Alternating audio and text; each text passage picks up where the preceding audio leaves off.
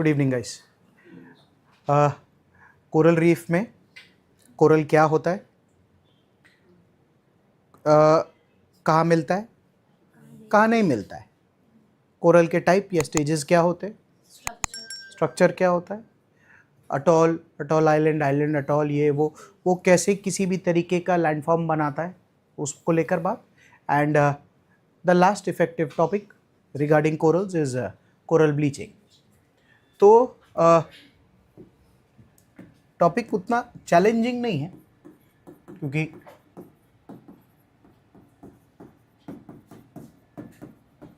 थोड़ा आपका इन्वॉल्वमेंट भी लगेगा, बट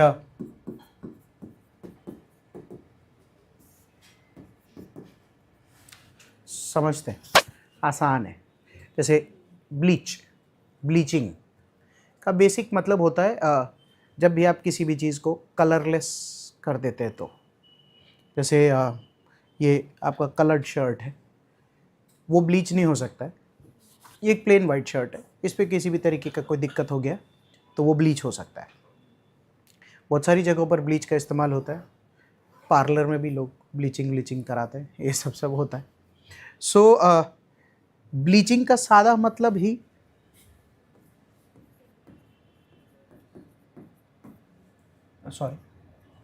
डीकलर होता है। तो सर कोरल कैसे ब्लीच होगा? एल्गे, कोरल पॉलिप,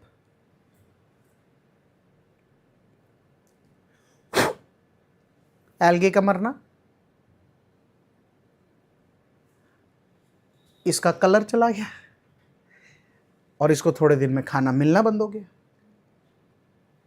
कलर चला गया तो ये वैसे ही ब्लीच हो गया, खाना मिलना बंद हो गया तो ये मर गया।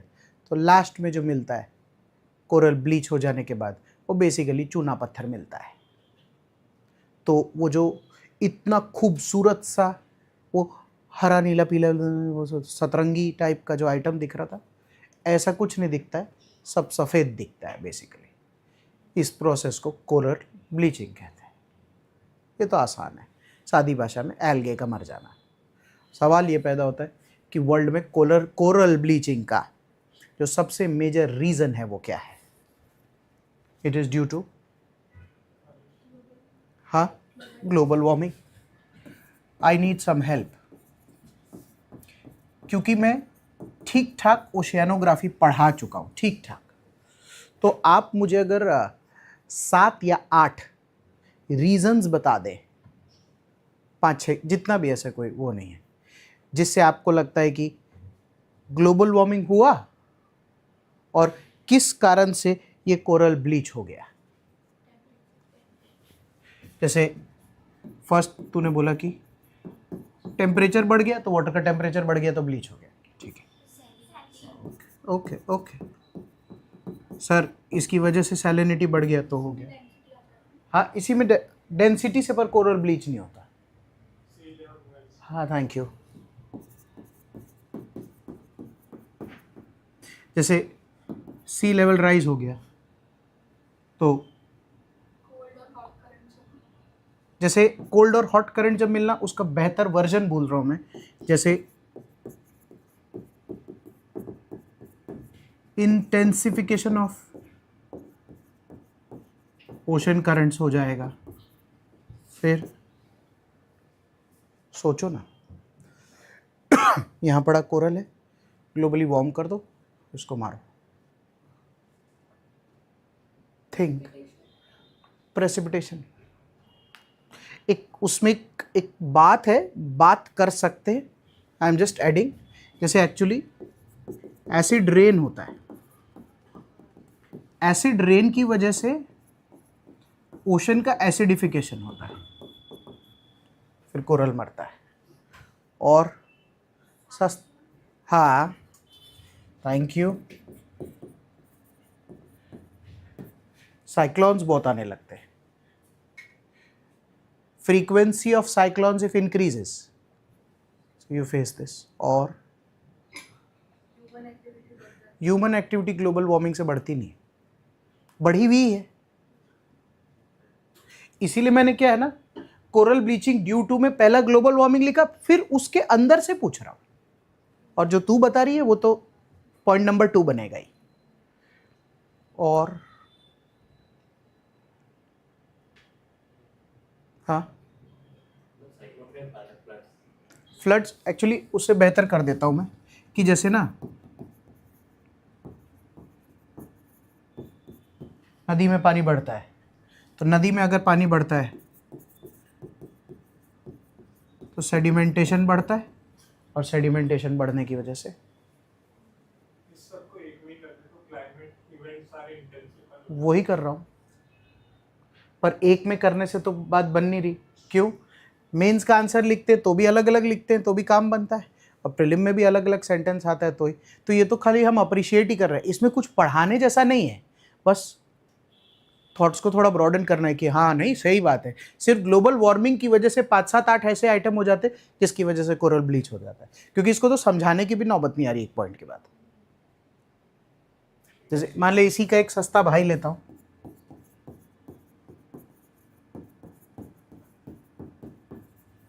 कोस्टल इरोजन होता है कोस्ट में तो हो जाता है। कोई क्या बोला? इंडस्ट्रियल वेस्ट वो ग्लोबल वार्मिंग का पार्ट नहीं, वो पॉइंट नंबर 2 है। ह्यूमन एक्टिविटी पॉइंट नंबर 3 है। ग्लोबल वार्मिंग के 5 7 कितने हो गए? 7 8 हो गए, चलेगा। आप बात समझ गए, आप बात समझ गए। और भी होता होगा कुछ, बट जैसे अभी इंडिया में जो कोरल है उसमें around 60 to 70% of the coral in this country is bleached.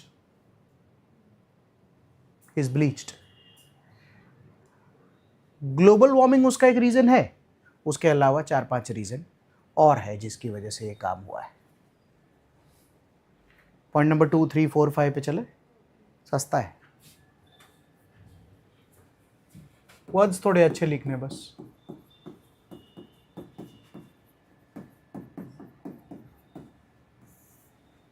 जैसे अगर मुझे ज़ेनोबायोटिक्स,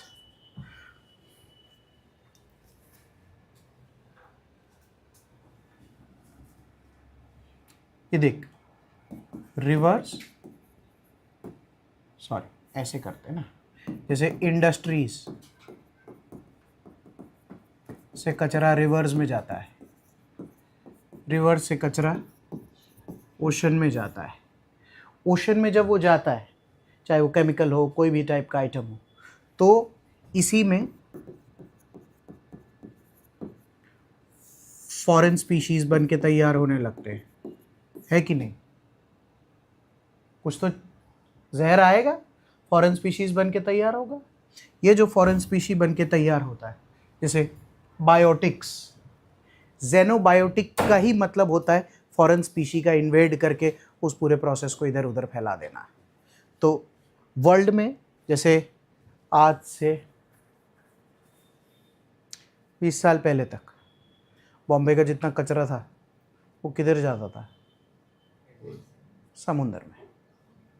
तो उस जैसे लक्षद्वीप में अगर कोरल है तो बॉम्बे से ओशन करंट, अब तो हम बात कर सकते हैं, जैसे बॉम्बे से साउथ वेस्ट मॉनसून से ओशन करंट जब बॉम्बे से दमन से गोवा होते हुए लक्षद्वीप आता होगा, कोरल ब्लीच हो जाता होगा।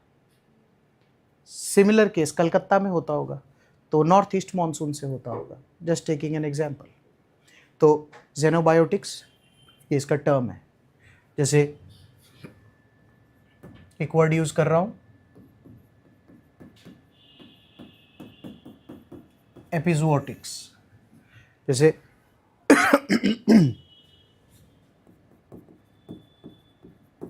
इन्वेजन होता है,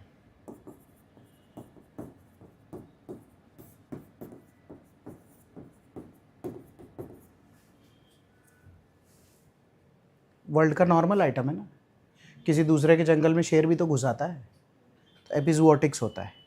जब भी एपिजोटिक्स होता है, सर्वाइवल ऑफ द फिटेस्ट, जैसे एनवायरनमेंट में और अच्छे से पढ़ाऊंगा, जैसे किसी चीज़ का इन माइग्रेशन होना, किसी चीज़ का उस जगह से आउट माइग्रेशन होना, कोई भी कहीं से निकल के किसी भी और जाएगा तो उस जगह का सिस्टम चेंज होता है, उस जगह का सिस्टम चेंज होता है तो सबसे पहले क्या मरता है? Weakest, phytoplankton. जू प्लैंकटन। क्यों? मछली फिर भी रुकेगी, वो सब कैसे रुकेंगे? उनका कोई स्कोप नहीं बचता उसके बाद। तो कोरल ब्लीचिंग का मेजर रीज़न ग्लोबल वार्मिंग तो है ही, ये ह्यूमंस की तरफ से जो हो रहा है वो नेचर इस चीज़ को प्रमोट कर रहा है। तो मैंने ऐसे इधर फंगस बैक्टीरिया इन लोगों से पूछा, भाई तुम इधर क्यों आ गए यार, ये क्या तरीका है तुम्हारा? बोले सर वो दूसरी जगह कुछ प्रॉब्लम आ गई थी तो we also migrated. So when they migrate then also we face the same problem. Yes और नो? यस। दो सबसे सस्ते आइटम,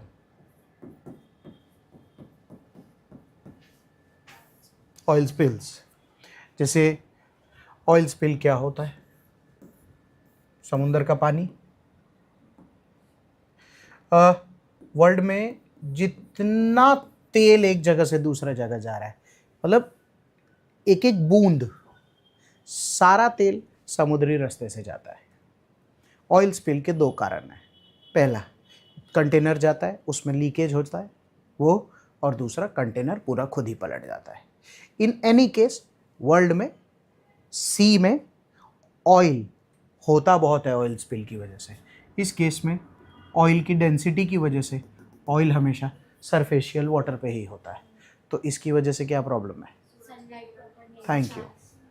जैसे फर्स्ट थिंग्स फर्स्ट,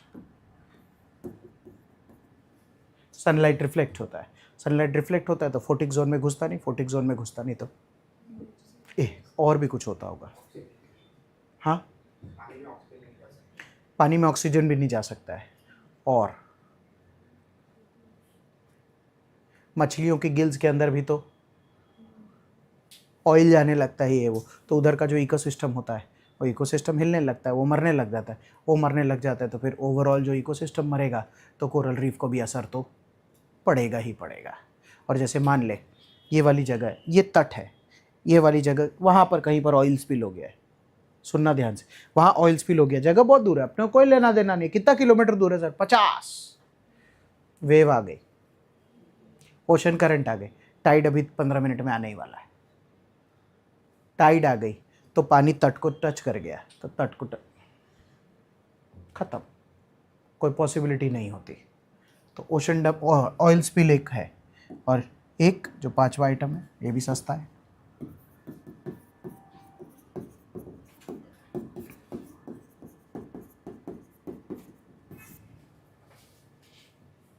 दुनिया में पहले बहुत चलता था। क्यों? जैसे ये एकेडमी जब बन के तैयार हो रही थी तो ये बेंच है, एसी है, दुनियादारी, ये सब है। तो ये बेंच आया तो पॉली बैग्स लगे हुए थे, टाइल्स आई तो पैकेट था, फिर वो खोटा, प्लाई आया तो कुछ होगा, ये सब आया। तो एकेडमी के बाहर बहुत सारा कचरा पड़ा था, बहुत। क्लासरूम एकदम मस्त खूबसूरत तैयार हो गया, पर कचरा बहुत निकला ना, वेस्टेज जिसको बोलते हैं। तो कैसे क्या करते हैं ऐसे में हम लोग? उसको फेंकना हो तो इस एरिया में ट्रैक्टर वाले लड़के घूमते हैं, ट्रैक्टर लेके, आपको उनको फ़ोन करना होता है तो वो लोग कचरा उतार लेते हैं। 3rd फ्लोर है तो 3000-4000 रुपये एक ट्रैक्टर का चार्ज करते हैं।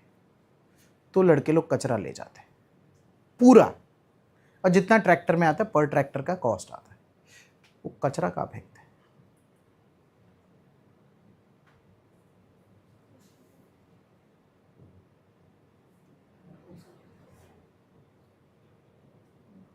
सामने वाले मैदान में।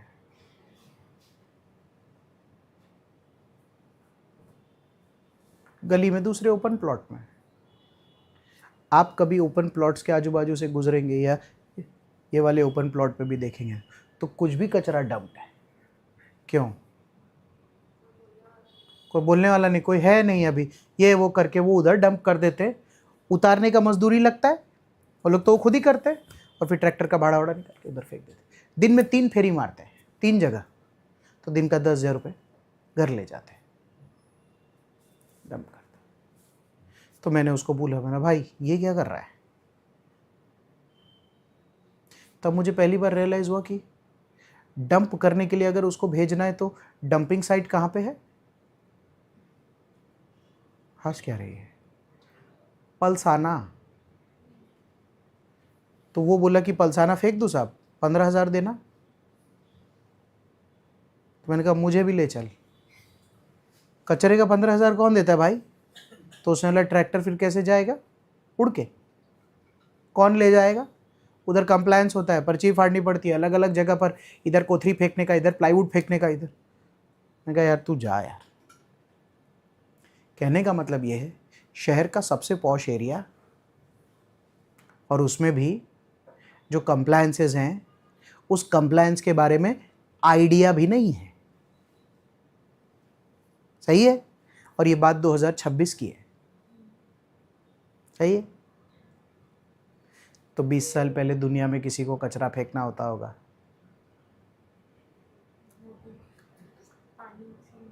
जा समुद्र में फेंका। चल गांव का पूछता हूँ। जैसे गांव होता है, कस्बा, तो पता है हमारे घर में गाजर छीलते हैं, मूली, झींगा, फिर आम, आजकल यही सब चल रहा है। उसका कचरा तैयार होता है, फिर पॉली बैग्स आ जाते हैं, फिर घर का बहुत सारा डर्ट, ये वो पॉलीथीन, ये सब शर्ट इस्त्री होकर आती है तो इसमें पीछे पेपर होता है, फिर कभी किसी में डल गया, और पता नहीं क्या क्या कचरा होता है। हाँ, मेरा क्रीम ख़त्म हो गया तो उसका कचरा था, एक शैम्पू की बॉटल ख़त्म हो गई वो भी था। गांव में भी ये सब होता है कि नहीं होता है? नहीं नहीं, तो गांव वाले उसको कहाँ पे, शैम्पू का बोतल तू गाय को खिला के दिखा। इतना गांव में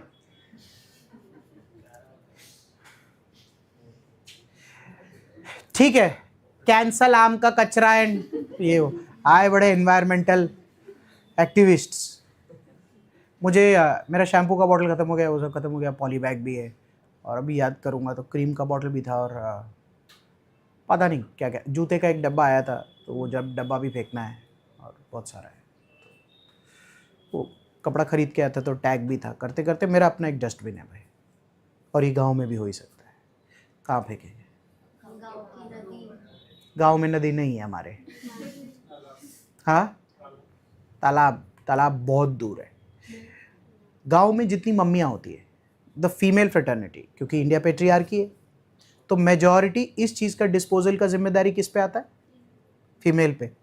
गांव में क्या होता है कि कोई, मेरी मम्मी मेरे पापा को कभी कभार बोल देती है, सुनिए आज वो, एक तो ना कचरे वाली मासी मत बोला करो, वो सफाई वाली मासी है, कचरे वाले हम हैं। हाँ, मतलब प्लीज़ थोड़ा उनका काम जो भी हो, नेक काम है, मुश्किल भी है। तो शहर में तो क्या है कि सफाई वाली मासी नहीं आती, तो मेरे पिताजी को मेरी मम्मी कह देती है कि सुनिए जाते वक्त ये नीचे वहाँ बिल्डिंग के कोने में रख दीजिएगा। तो शहर में किसी को कोई दिक्कत नहीं है, अपने घर का कचरा नीचे उतारते जाते वक्त लोग पूछते हैं भाई साहब कहाँ जा रहे, 1 मिनट, अरे वो आया नहीं था ना कचरा। तो फिर मैंने सोचा हाँ, तो वो भी पीछे पीछे उसी काम के लिए आ रहा होता है, क्योंकि पूरी बिल्डिंग में नहीं आए तो इट्स फाइन। गाँव में ऐसा हो सकता है कि सुनिए, हंस क्यों रहे हो? Exactly my point.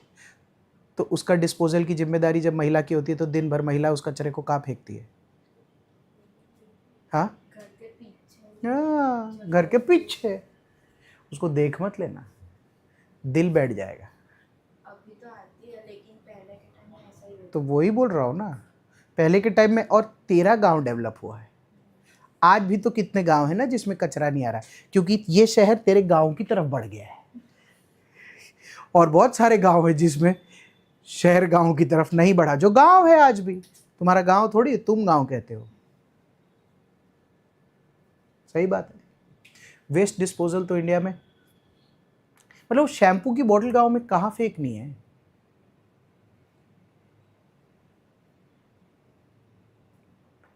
जो नाला जा रहा है उसमें।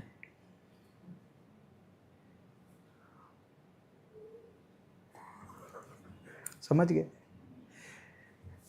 गांव हमारा जैसा टीयर 2 सिटी का वेसू एरिया हो चाहे बम्बई, डंपिंग का जो पूरा एसओपी है वो अपने आप में काफ़ी चैलेंजिंग है।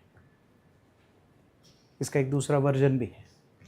जैसे हमारे घर में 3 डस्टबिन है, 4 भी रख रखा है कहीं पे। तो एकदम सोच सोच के my mom does the watchman part, तुम इसमें नहीं डाले, तुमको बोले थे। धीरे धीरे we got accustomed to it. ठीक, सूखा कचरा भीना कचरा ही हो करते करते अब हम पर्टिकुलर हो गए। डलता ही नहीं है, क्योंकि झगड़ा करके कोई मतलब नहीं है, इससे अच्छा सचेत रहो। संडे को मैंने देखा कि सफाई वाली मासी उस तीनों सेग्रीगेशन को क्या करी। एक बड़ा कंटेनर लाई, क्योंकि लिफ्ट से सारा कचरा उतारना था, उसमें सारा भरा हो गया नीचे। गाड़ी आया कचरा का, उसने उठा के डाला, वार्ता पूरी। सूखो भीनो आम ताम થઈ ગયો, બધું જ ભીનું થઈ ગયું। सूखो गए હતું જ नहीं। હવે मेरी आंखों से मैंने बिल्डिंग में सेग्रीगेशन का बहिष्कार होते देखा है।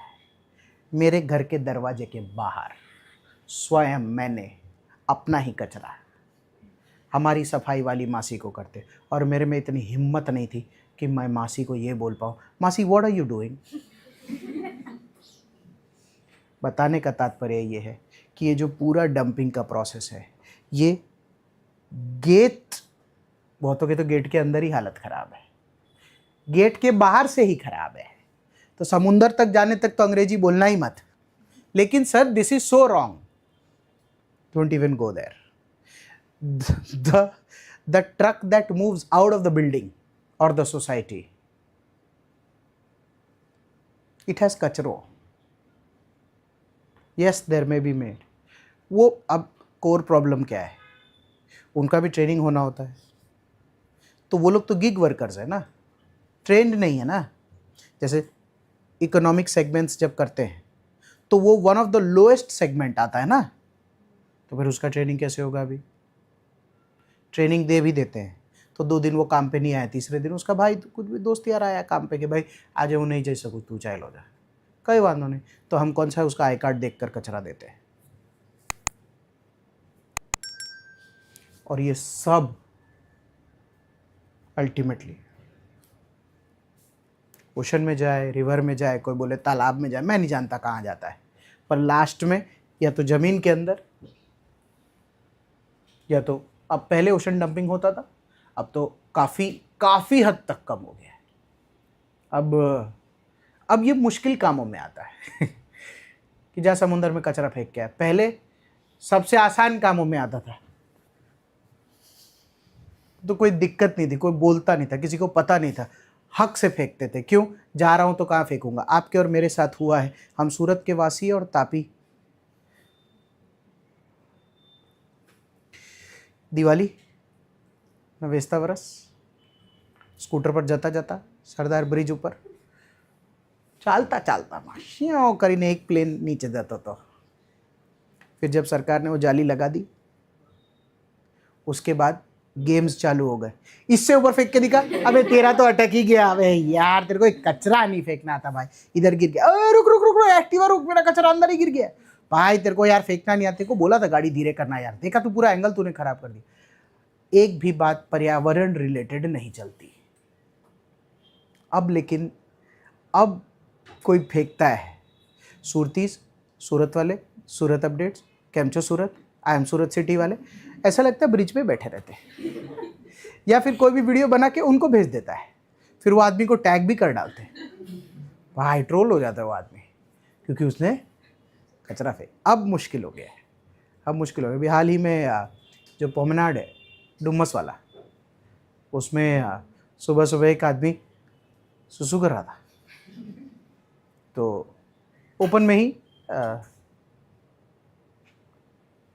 एक इंस्टिंक्ट है इंडियन मैन का, जो काफ़ी सालों से कंटिन्यूड फॉर्म में हम लोगों को अपनी नॉर्मल ज़िंदगी में ये रिलैक्स धीरे धीरे कम हो रहा है, मुंह मत बना, क्योंकि उस पर कभी किसी ने बंदिश नहीं लगाई कि भाई ये गलत है, तो वो कर रहा था। टैग उठा के ले गए पुलिस उसको, मतलब ढूंढ लिया पुलिस ने उसको। वॉशरूम थे ना, अरे इंडिया में अब वॉशरूम तो है ही ना यार, सुलभ शौचालय से लेकर अभी तो कितना सारा बना रखा है, उसको और दंड भी है। बाहर आप ऐसा किसी भी प्रकार का दंड भी है पब्लिक प्लेस में इस काम को करने का, तो दंडनीय अपराध था वो, उनको पिक किया गया।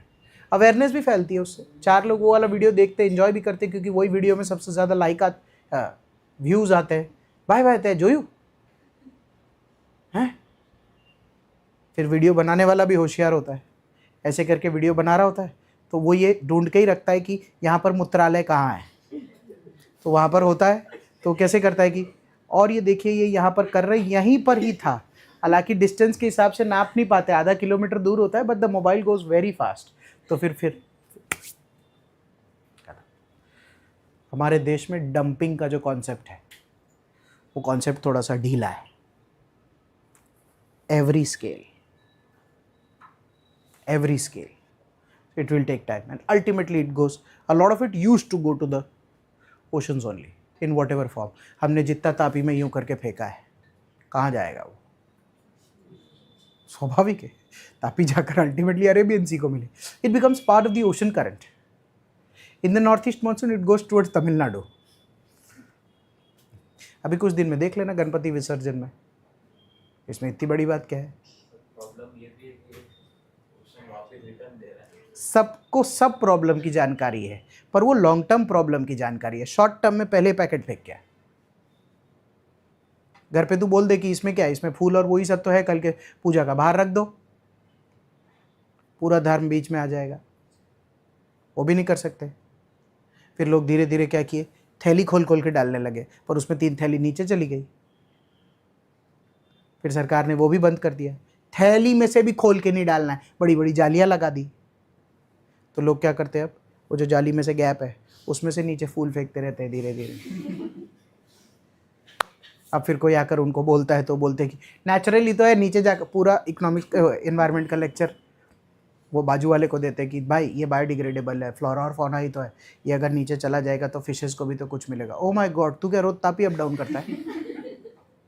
भाई असेसमेंट कैसे करते लोग कि उस इकोलॉजिकल सिस्टम में ये गेंदे का फूल काम आएगा कि नहीं आएगा? बट लोग नेचर से नेचर को मिलाते तो लोगों को लगता है सब बराबर है, उसमें कुछ नहीं, इट्स फेयर। इतना फिर एनवायरनमेंट का नॉलेज होना मुश्किल हो जाता है। तो ये मेजर 4-5 का ये बता दिया, क्योंकि ओशन डंपिंग में कैसे लिखाते, सबको लगता है कि वो जहाज लेकर खाली फेंकना, but every dump that is taking place ultimately for a very long period of time it used to go inside the oceans only। तो वो एक अलग चैलेंज था। फिर कोरल ब्लीचिंग खत्म, आँख घुमा लो।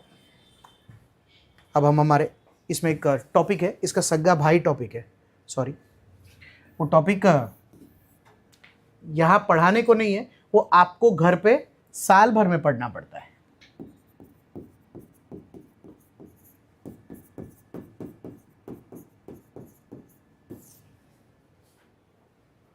वर्ल्ड का टॉप प्रॉब्लम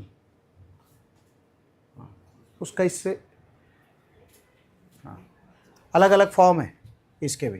केमिकल पोल्यूशन अलग है, बायोलॉजिकल पोल्यूशन अलग है, इंडस्ट्रियल पोल्यूशन अलग है, जो ये ट्रांसपोर्ट वगैरह की वजह से हो रहा है वो अलग है, वॉर की वजह से जो हो रहा है वो पोल्यूशन अलग है, पुअर फिशिंग और ये सब खींचतान की वजह से हो रहा है वो अलग है।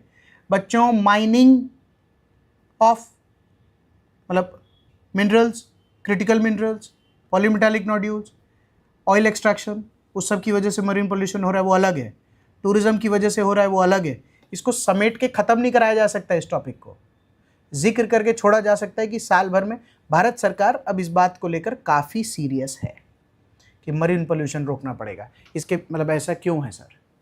हमारे देश का जो कोस्ट लाइन है, सी का कोस्ट लाइन, ओशन का, वो one of the largest in the world, मतलब वन ऑफ द लार्जेस्ट है।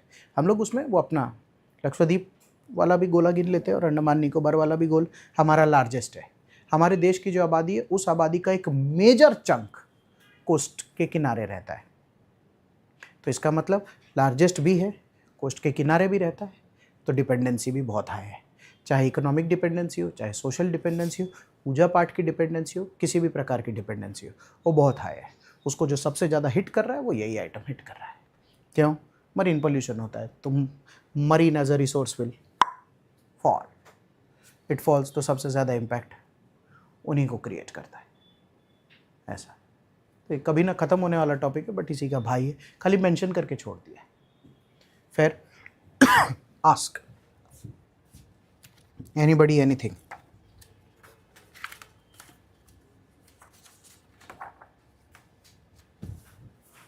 टाइड पे मूव कर सकते हैं? टाइड पे anybody wants to right?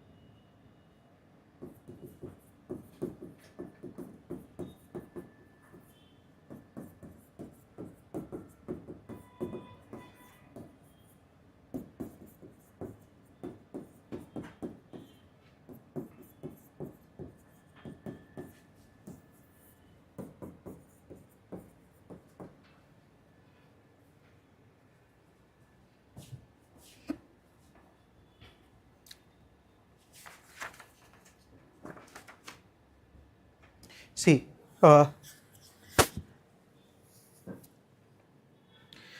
there are 2-3 ways of teaching tides.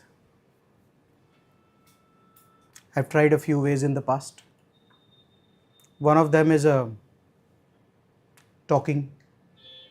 फिर वो पुल होगा और वहाँ से होगा, उसमें गल्फ ऑफ खंबात से पानी खींचेगा और फिर वो बे ऑफ बंगाल से इधर उधर हो जाएगा। एक होता है वो डिस्क्रिप्टिव टाइप, फंबल हुआ है पहले, काफ़ी फास्ट निकल जाता है, बच्चे खंबात में रह जाते हैं। कैसे हुआ सर? लो वहाँ हाय, सब ख़त्म। दूसरा एक तरीका होता है, वो आप लोग घर जाकर YouTube पे खूबसूरत वीडियो फॉर्म में देख सकते हैं। क्या क्या मस्त वीडियोस बनते हैं। ऐसे अर्थ होता है, ऐसे सन होता है, ऐसे मून होता है, वो यूं करके घूमता है रियल टाइम में अर्थ, उसमें ब्लू कलर का पानी दिखाते हैं, ऐसे आता है, हाई टाइड होता है, दूसरी जगह दिखाते हैं लो, फिर उधर से मून खींचता है, एनिमेटेड होता है, वो भी देख सकते हैं। वो साथ में बोलते रहते हैं, तो विजुअलाइज होता है। तीसरा तरीका मैंने थोड़ा सा सोचा है, इसमें मुझे भी नाचना पड़ेगा, आपको भी इमेजिन करना पड़ेगा।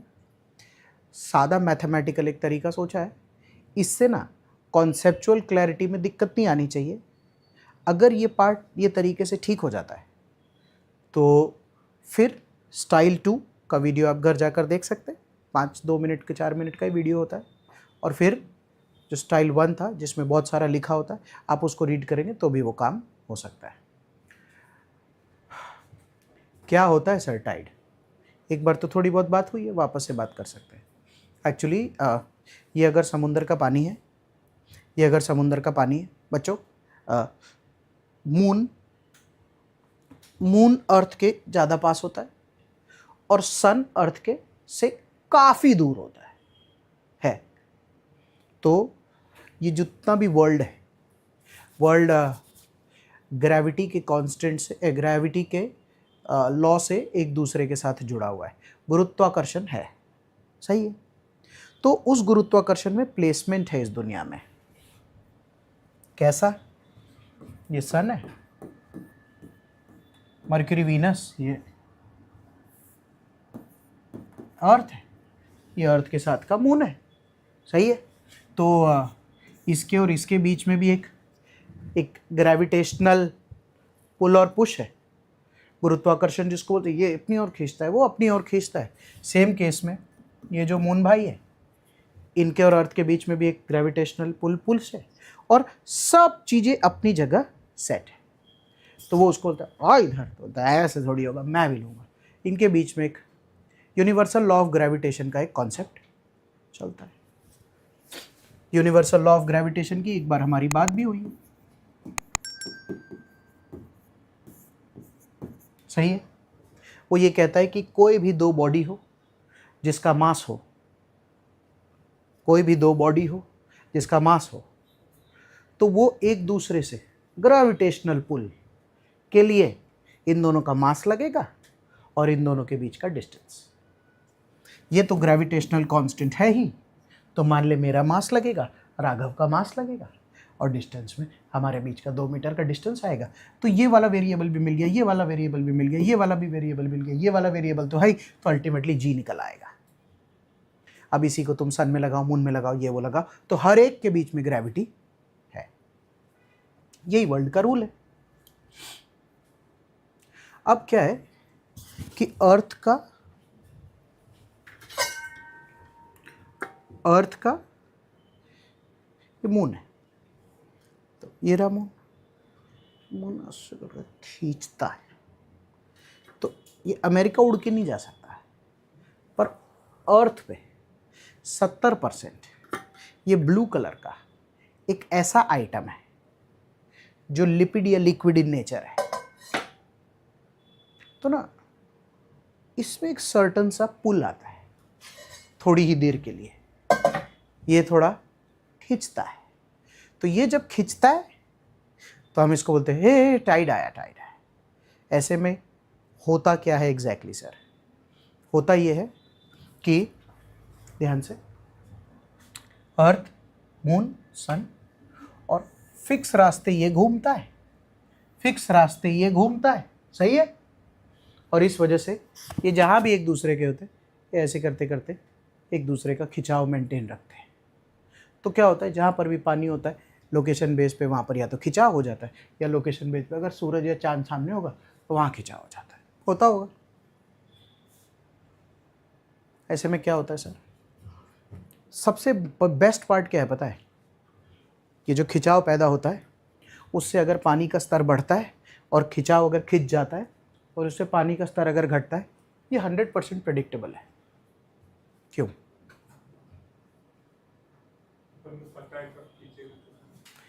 अरे खिंचाव का लेना देना लोकेशन ऑफ अर्थ, सन और मून के बीच का है। अब इस ब्रह्मांड में ये सीक्रेट थोड़ी है।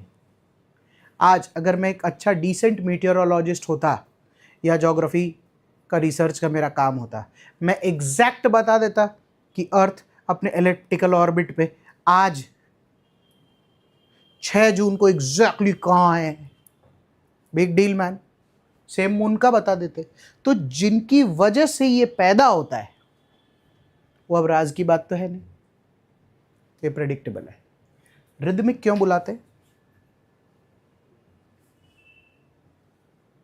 इसकी एक रिदम है। ऑल्टरनेट क्यों बुलाते हैं? आएगा तो जाएगा ही। आज हाई टाइड आया है, फिर हाई टाइड नहीं होगा, फिर वो लो होगा, फिर हाई होगा। ये रिदमिक होता है। ये बात तो अपने को इतना ही समझ आता है। हाँ हाँ पता है। आगे पता है ये किस वजह से पैदा होता है? सुनना, मून वो अर्थ को क्या बोलता है, भैया खींच रहा हूँ, अर्थ क्या बोलता है, ना बोलूँगा तो छोड़ देगा, खींच ले, वो खींचता है।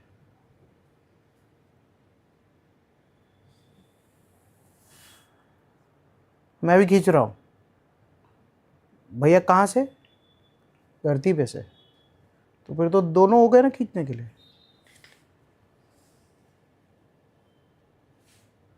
खींच रहा हूँ, खींच ले, खींच रहा हूँ मैं, भैया तो क्या रोज तीनों साथ रहेंगे, कोई कहीं भी होगा यार, गोल है, तो इसीलिए हमको पढ़ाते हो, क्या पढ़ाना पड़ता है। तो भैया आप कितना खींच रहे हो, मैं खींच रहा हूँ, फिर उसके हिसाब से जो बचेगा फिर मैं अपने हिसाब से खींचता हूँ। इसीलिए हम क्या बोलते हैं, it is a differential gravitational pull. 100 litre पानी है तो उसमें अकॉर्डिंगली वो इतना खींच के जाएगा। पानी तो लिमिटेड है ना भाई, तो हम क्या बोलते हैं, differential gravitational pull of moon and the sun 11:5। Board पे ध्यान से देखना, मून का 11, सन का 5 है। कहने को 16 लीटर अगर पानी धरती पर है तो अगर 16 लीटर खींचना है तो उसमें मून 11 लीटर खींचेगा और सन 5 लीटर खींचेगा। ऐसा क्यों?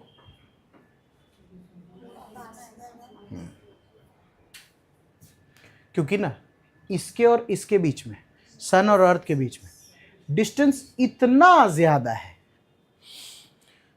कि जी बहुत छोटा हो जाता है कंपेयर्ड टू इसके और इसके बीच में डिस्टेंस इतना कम है इसके कंपैरिजन में कि जी ज्यादा हो जाता है। Are you with me? ये मैथ्स है, इसका लॉजिक हमको समझ के रखना है। ग्रेविटेशन के लॉ पे अप्लाई होता है, तो इसमें कुछ रॉकेट साइंस भी नहीं। क्यों सर ऐसा कैसे? Nothing like that. फेयर, इस वजह से होता है। फिर सेंट्रीपिटल, सेंट्रीफ्यूगल, 4 फोर्सेस का टाइड पे असर होता है। कोरियोलिस तो समझ आ ही रहा होगा। सपोज अपने नॉर्थ हेमिस्फीयर में है, ऐसे करके पानी खींच रहा है, धरती तो घूम ही रही है, कोरियोलिस उसी की वजह से पैदा होता है, हाँ कि ना? तो धरती ऐसे घूम ही रही थी, पानी ऐसे खींच रहा था, आए कोरियोलिस भैया पीछे, भाई साहब नॉर्थ में है, हाँ थोड़ा सा उधर होके चलिए ना। अरे अब वो हमको खींच आपको कोई भी रहा, जो रूल है वो रूल है। तो टाइड ना नॉर्थ हेमिस्फीयर में होगा ना, ऐसे खींचाएगा। मैं इसीलिए बोल रहा हूँ ऐसे खींचाएगा।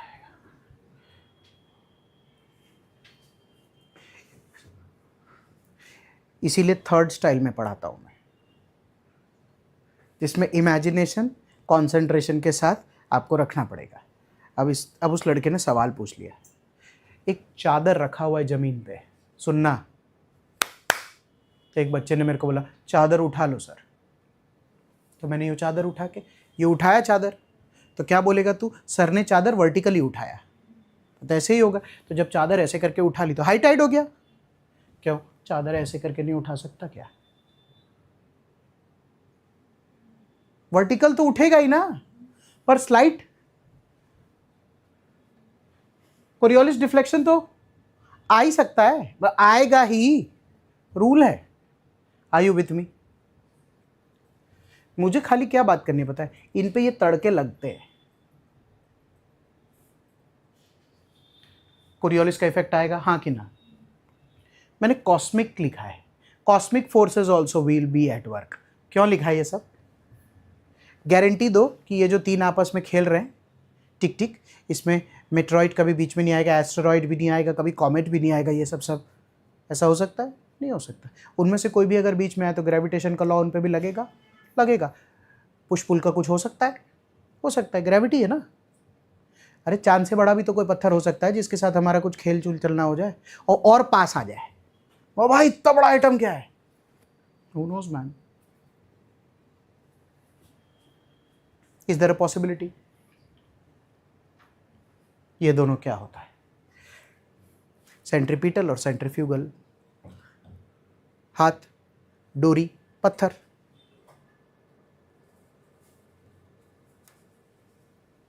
तो जो हाथ एक पॉइंट के बाद कांपने लगता है ना, तो मैंने जो फोर्स लगा के पकड़ रखा है वो फोर्स सेंट्रीपिटल फोर्स है।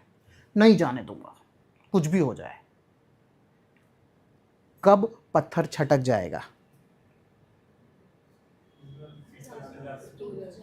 क्योंकि पत्थर भी एवज में सेंट्रीफ्यूगल फोर्स लगाता रहता है। क्या बोल के? मेरे को छटकना है, मेरे को छटकना है। द मोमेंट पत्थर के छटकने का फोर्स, मैं जो हाथ से ताकत लगा रहा हूं उससे ज़्यादा हो गया, मेरा हाथ हार जाएगा और पत्थर छटक के भाग जाएगा। तो हम लोग गुजराती मीडियम में जैसे केंद्र गामिन, केंद्र त्यागी, त्याग गामिन, तो sun, earth, earth, moon, centripetal forces at work, centrifugal forces at work, Coriolis force at work, cosmic forces at work, ये सब टाइड पे अपना एक इफेक्ट क्रिएट करते हैं और करेंगे ही करेंगे। Are you with me? ये इसका एक बेस है। अब क्या सर? अब जो पढ़ाना है वो इसका थोड़ा चैलेंजिंग पार्ट है, जिसको कहते हैं टाइप्स। टाइप में 3 टाइप होंगे बच्चों।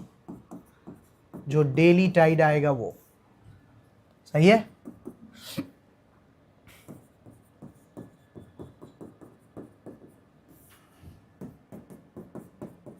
वैसे बहुत सारी चीजें होती है टाइड में पढ़ने को। जैसे अब ऐसा होने लगा है सिविल सर्विसेज में, जैसे टाइड उतना इंटरेस्टिंग टॉपिक नहीं रहा पूछने के लिए। क्यों? प्रेडिक्टेबल। जैसे स्टैटिक टॉपिक है, इसमें कुछ दुनिया में हो नहीं रहा है। इसमें सिविल सर्विसेज बच्चों से भी ये एक्सपेक्ट करता है कि जो ट्रेंड में है, जिसका कुछ फ़र्क आ रहा है, कुछ आ रहा है, उस पर चीज़ें ज़्यादा रहे। इसीलिए marine resource, marine pollution, coral reef, ocean current का कोई अफरा तफरा, ये सब मेरे को लगता है जब से ज्योग्राफी बनी है ना दुनिया में, तब से ये ऐसा ही है। क्यों? ये इस वजह से है, तो इसमें कौन सा बदलाव है? कोई चांद करीब आ गया और हम सूरज से दूर चले गए, ऐसा तो हुआ ही नहीं। तो इसीलिए ये बोरिंग कैटेगरी ऑफ टॉपिक्स में आता है। बट क्योंकि ओशियानोग्राफी में one of the topics tide है, तो ऐसा लगता है टाइड पढ़ा दो, तो फिर अपने बोलते पढ़ेंगे ज़रूर।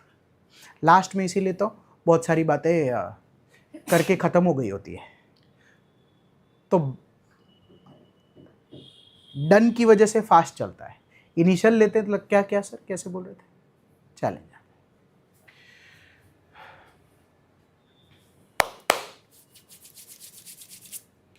सुनते हैं क्वेश्चन।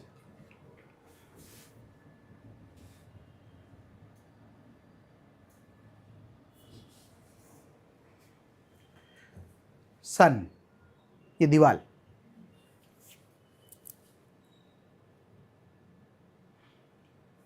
अर्थ, मून।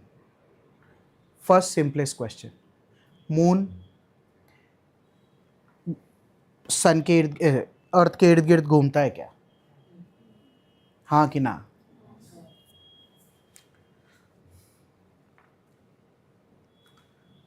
कितने दिन में चक्कर काट लेता है? 27 दिन में। हाँ हाँ, उसको भी नहीं पता है। 27 पॉइंट कुछ है भावना।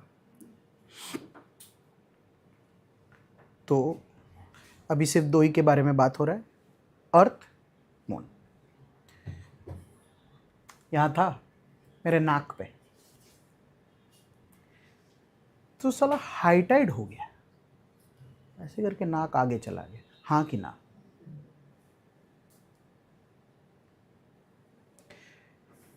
फिर न्यूटन ने यह भी बोला है that to every action there is an equal and opposite reaction. तो पीछे बाल के यहाँ से भी हाईटाइड हो गया। पानी है, 2 साइड से पानी जाएगा तभी हाईटाइड होगा ना, तो ये 2 साइड से लो टाइड हो गया है। मतलब क्या हुआ sir?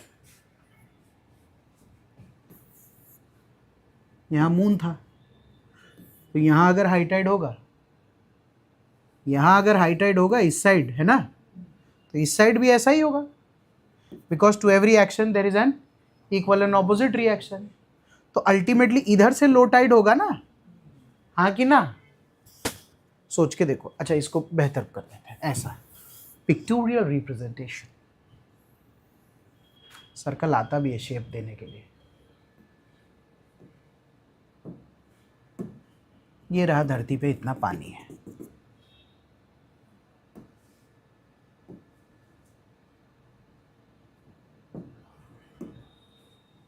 Moon, high tide, high tide. अब ये डायग्राम अगर हाई टाइड का बनाना होगा तो कैसे बनाएंगे यार इसको? ये रहा, तो ऐसे जाएगा फिर ऐसे आएगा ना, तो यहाँ से तो पानी नीचे जाएगा ना, तभी तो आएगा। तो ऐसे केस में फिर ये भी नीचे आएगा, तो ये ऐसे करके ऐसे बन जाएगा, हाँ कि ना? तो इस जगह से पानी नीचे गया ना, इस जगह से पानी नीचे गया ना, और जो आदमी इधर खड़ा था उसके साथ क्या हुआ? पानी बढ़ गया, हाँ कि ना? एक बॉल लो, उस बॉल के ऊपर एक लेयर लगाओ, एक जगह से खींचो, पीछे से खींचो, तो दूसरी जगह से जो भी लेयर में आइटम होगा वो अंदर चला जाएगा। उसी को हाई टाइड और उसी को लो टाइड बोलते हैं। थोड़ा इमेजिन हो रहा है? कुछ अभी दूसरा आइटम पढ़ाना है इंपॉर्टेंट, पहले सुनते हैं। हाँ, मैंने कहा मून भाई चालू करो। तो पहले मैं सोच रहा हूँ मून के बारे में बात कर लूँ।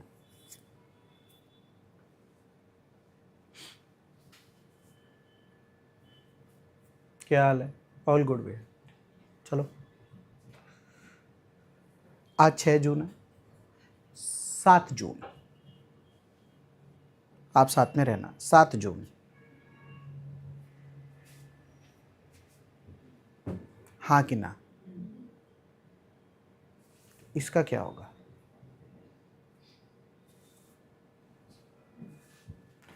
तो ना 5:30 बजे शाम को 6 जून को हाई टाइड आया था। मुझे पता ही चला, मून क्या हाल है, हाई टाइड। तो मून ने बोला sir high tide, high tide. फिर मून ने बोला सर लो टाइड। मैं 24 घंटे बाद आया, तो मेरा मन क्या कह रहा था कि मुझे हाई टाइड कब मिलेगा? 24 घंटे बाद। मैं मून ने फ़ोन करो, मतलब क्या झगड़ा तू? तो कह साहब सॉरी, हाँ मैं आप, वो मुझे कितने देर बाद मिलेगा? वो मुझे बोलता है कि थोड़ा और ट्रैवल करना पड़ेगा। सॉरी हाँ सर, मैं थोड़ा आगे निकल गया हूँ। कितना आगे?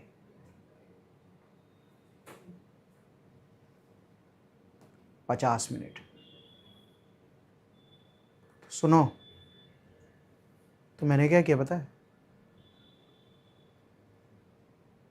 हाय मून, क्योंकि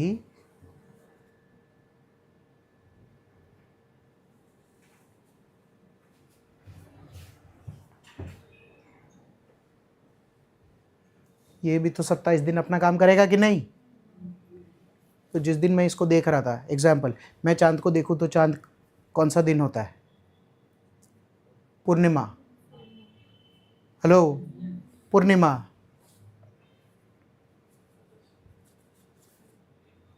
एक कम, चांद थोड़ा छोटा। क्यों? ऐसे नहीं दिख रहा है, ऐसे देखना पड़ रहा है।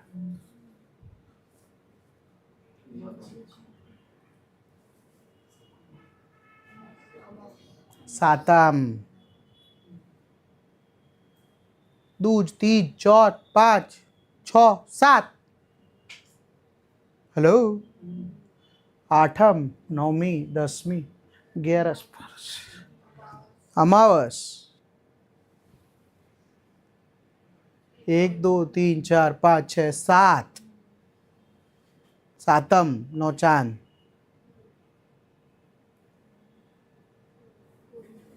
तो 27, 28 दिन, 29 दिन होगा। बोलो हाँ। हाय श्रद्धा। अमावस is new moon and Poonam is full moon. पर अमावस पूनम तो हिंदी में ये भी नहीं आता। पूरी जिंदगी इंडिया में तो लड़के लड़कियां मम्मियों के इसी व्रत से तो आगे बढ़ रहे हैं। और है ही क्या सुनने को, उसमें आधी बात समझ नहीं आती।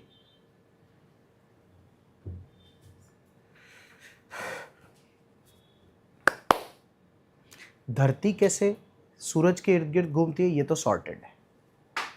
अब ये भी सॉर्ट हो गया कि चांद 27 दिन में धरती के इर्द गिर्द कैसे घूमता है। तो मैं एक दिन एज अर्थ मैंने इन दोनों से बात की, मैं भाई टाइड का क्या सीन है। उसने सूरज ने मेरे को जवाब दिया, डेली लेवल पे सर मून खेलेगा। डेली लेवल पे मून क्यों खेलेगा? अरे बोले सर आप यहाँ आओ, सुनना, आप यहाँ आओ, फिर से फोटो बनाओ अपनी, अब आप साथ में रहना। मैंने कहा हाँ 6 जून, ओके गाइस, 6 जून सन मैं मून, 7 जून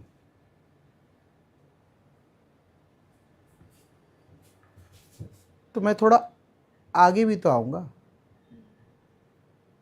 वो जो सर्कल ऑर्बिट में मेरे को भी तो 365 करने हैं, हाँ कि ना? तो मैं, ये ऑर्बिट है मेरा, सॉरी डांस करके 7 जून, तो ये भाई को मैंने कहा मैं ही नाचूंगा, तू भी नाच। सही है, 8 जून नहीं कर रहा, ओके। तो बोले सर डेली लेवल पे जो टाइट टाइट खेलेगा ना वो मून खेलेगा। तो मैंने कहा तू क्यों नहीं खेलेगा? सर मैं डेली लेवल पे इतना स्टार्क फर्क नहीं आएगा मेरा। हेलो, मैंने कहा ठीक है फिर। तो बोले कि डेली लेवल पर मून ज़्यादा खेलेगा, डेली लेवल पर 24 घंटे 50 मिनट के बेसिस पे खेल होगा, सही है, डेली लेवल पर। अब आप मेरे साथ रहना,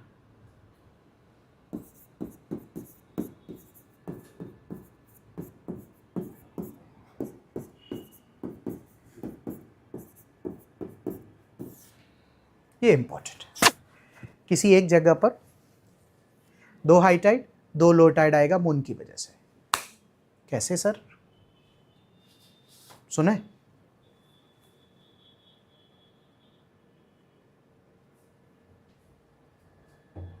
मुझे तो 24 घंटे में घूमना है ना,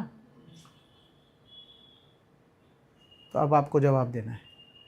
5:30 बजे हाई टाइड था, प्लीज़ जवाब देना, और आपको मेरे नाक का जवाब देना है।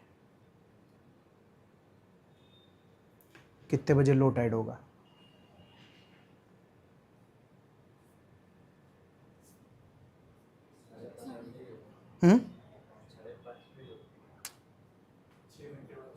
ऑसम, 6 घंटे बाद। क्यों? क्योंकि 6 घंटे बाद जब मैं इधर रहूँगा, 6 घंटा, 12 घंटा, 18 घंटा, 24 घंटा, तो 6 घंटे बाद जब मैं इधर रहूँगा तो मेरा कान हाई टाइड होगा, यूं करके ये जाएगा ये जाएगा, तो आखिर कहाँ से दबेगा? हेलो, हाई टाइड नाक लो टाइट थे, कहीं देखा तू नीला तो अपन हाई टाइट थे क्यों?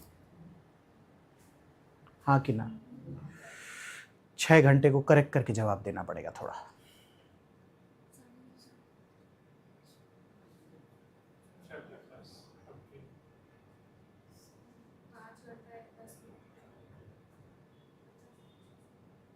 छः घंटा 12:30।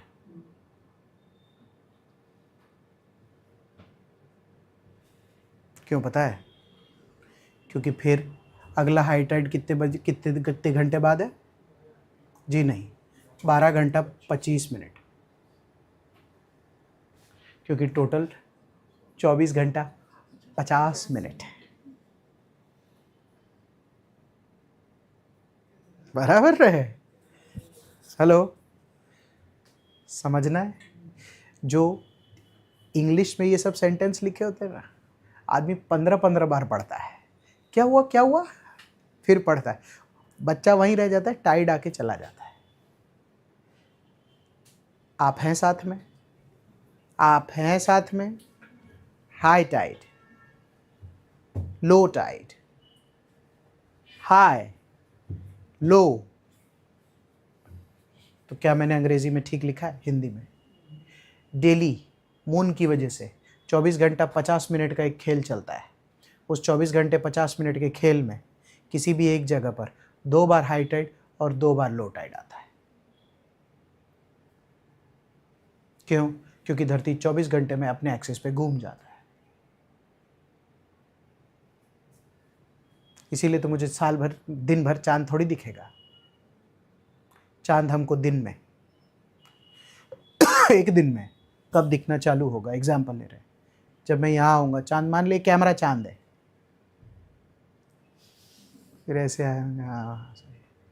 तो जब ये ढलने लगता है ना, ध्यान से सुनना, जब ये ऐसे करके देखने लगता है ना, मतलब और भाई क्या हाल है, हाँ, मैं जब ऐसे बोलता हूँ तो मैं सूरज पे जाता हूँ तो चांद ढल जाता है, सूर्योदय हो जाता है, दिन निकल आता है। बोलो हाँ। कंसंट्रेशन अगर जिन जिन का 30-30 सेकंड का ही है, आप रील में ही सीख लेना, क्योंकि इसका सबसे ईजीएस्ट वर्जन होता है इस बोर्ड पे उसको चलाना, पर वो डायग्राम बाद में ऐसा हो जाता है कि कुछ नहीं समझ आता है। अल्टीमेटली इमेजिनेशन तो रखना ही पड़ेगा, चाहे कुछ भी हो, हाँ कि ना। फिर से पूछ रहा हूँ, कोई भी ऐसा आदमी है जिसको डेली टाइड पे कोई बात करना है? अब इस डेली टाइड पे इसके 2 नाम हैं।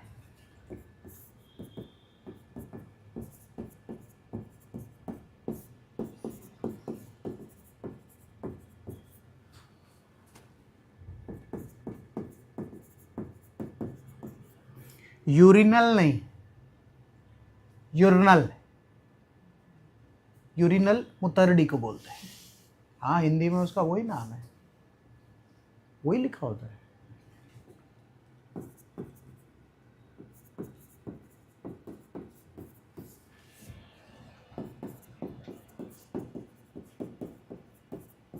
सेमी एटले अर्धो, तो इसीलिए हम लोग बोलते हैं कौन सा टाइड है भाई? हाई।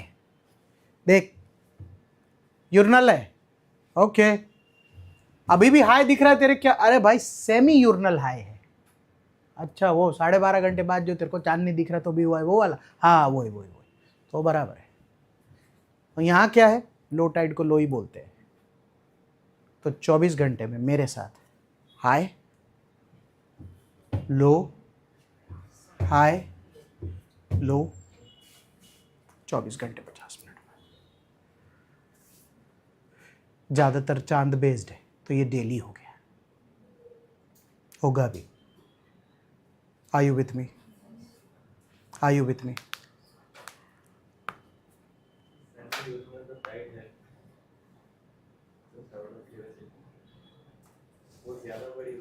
नहीं, 12.5 घंटे बाद डे हो गया, तो सन का भी 5 आ रहा हूँ। वो कह रहा है सन का भी इफेक्ट होता है। सन का इफेक्ट तो सब पे है। क्यों? क्योंकि जब मैं ऐसे करके घूम रहा हूँ तो इधर से भी सन का डिस्टेंस उतना ही है, इधर से भी। अपनी बात हुई थी ना, ये देख, 6 जून, 7 जून, तो जो सन का ग्रेविटेशनल पुल है, मेरे वजन में 7 जून को कोई फर्क? सूरज के 7 जून को कोई फर्क? डिस्टेंस में कितना फर्क? नेग्लिजिबल। तो अगर 6 तारीख को एग्जांपल ले रहा हूं कि सन की जो इतना टाइट इधर उधर हो रहा था, तो 7 जून को कितना होगा? उतना ही होगा ना। तो जो असली गेम खेल रहा है डेली बेसिस पे, वो कौन खेल रहा है? मून। सोचना पड़ेगा। अब समझ पा रहा है? मैं ईयरली पे भी आऊंगा, ऐसा नहीं है।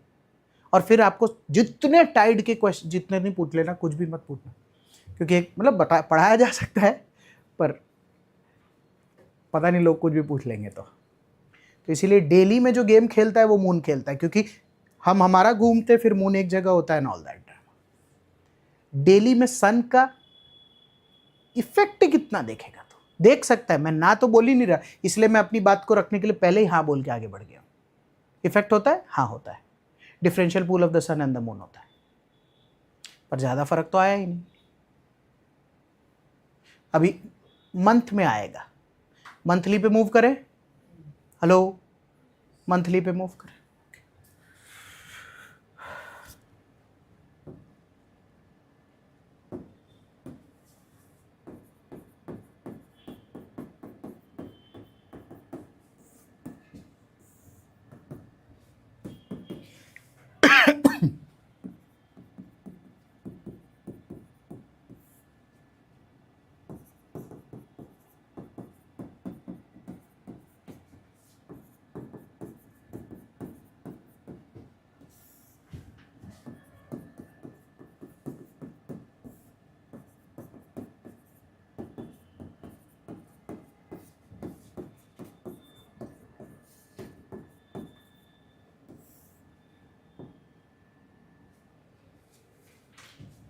सुनते हैं, मतलब थियोरेटिकल है ये, ऐसा इन लाइन में तो फिर सोलर एक्लिप्स लूनर एक्लिप्स हो जाएगा। बट कुछ पूछता हूँ,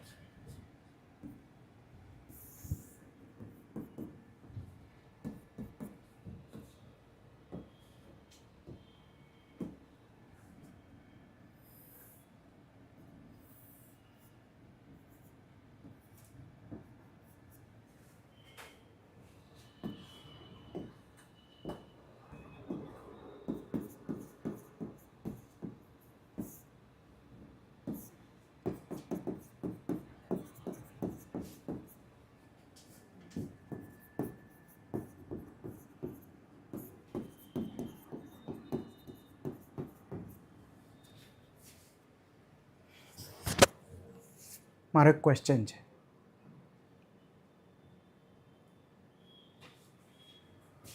पूछो।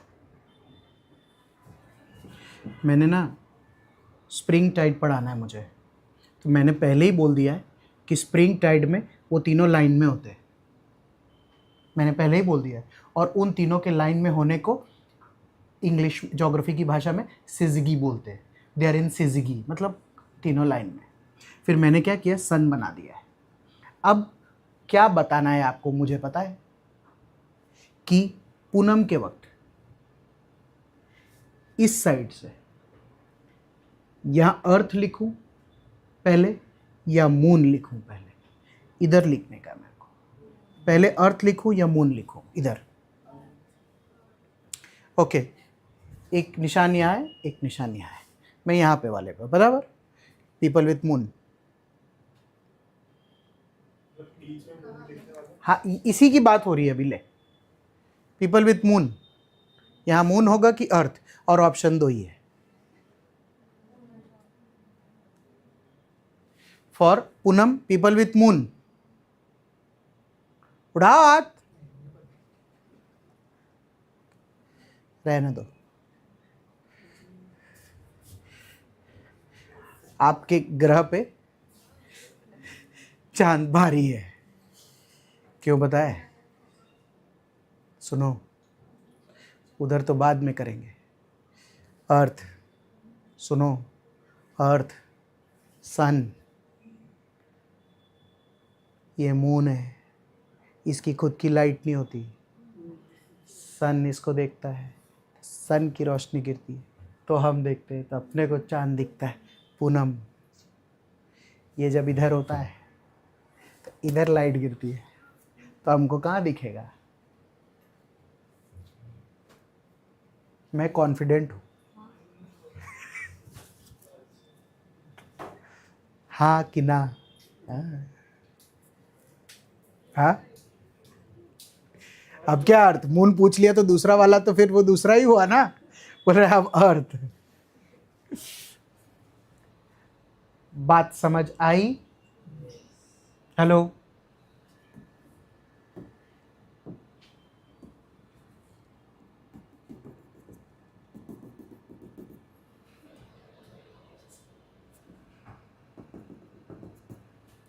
This is Poonam. मतलब अब मत बोल देना ये बीच में आ गया, तो भावना है खाली ये।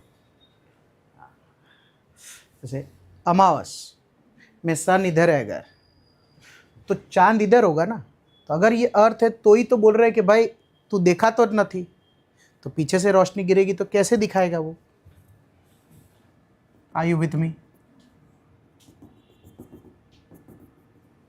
मैं आगे टाइट बनाऊं इससे पहले किसी को पूछना है,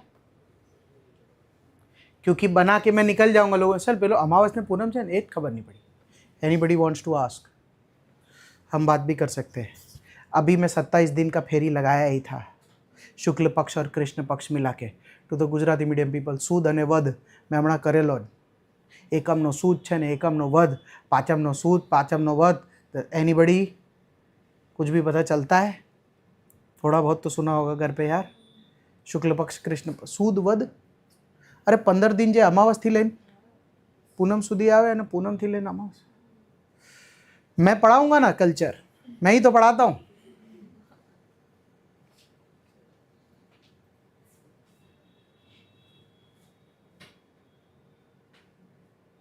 जैद, कितने दिन पहले ईद थी? उस ईद का नाम क्या था? ईद अल अदा या ईद उल फित्र? ईद अल अदा, बकरीद इस्लामिक कैलेंडर के कौन से महीने में आता है?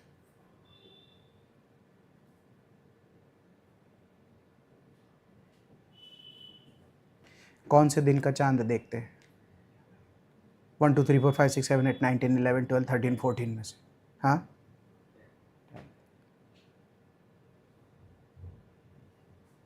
दिवाली कौन से महीने में आती है?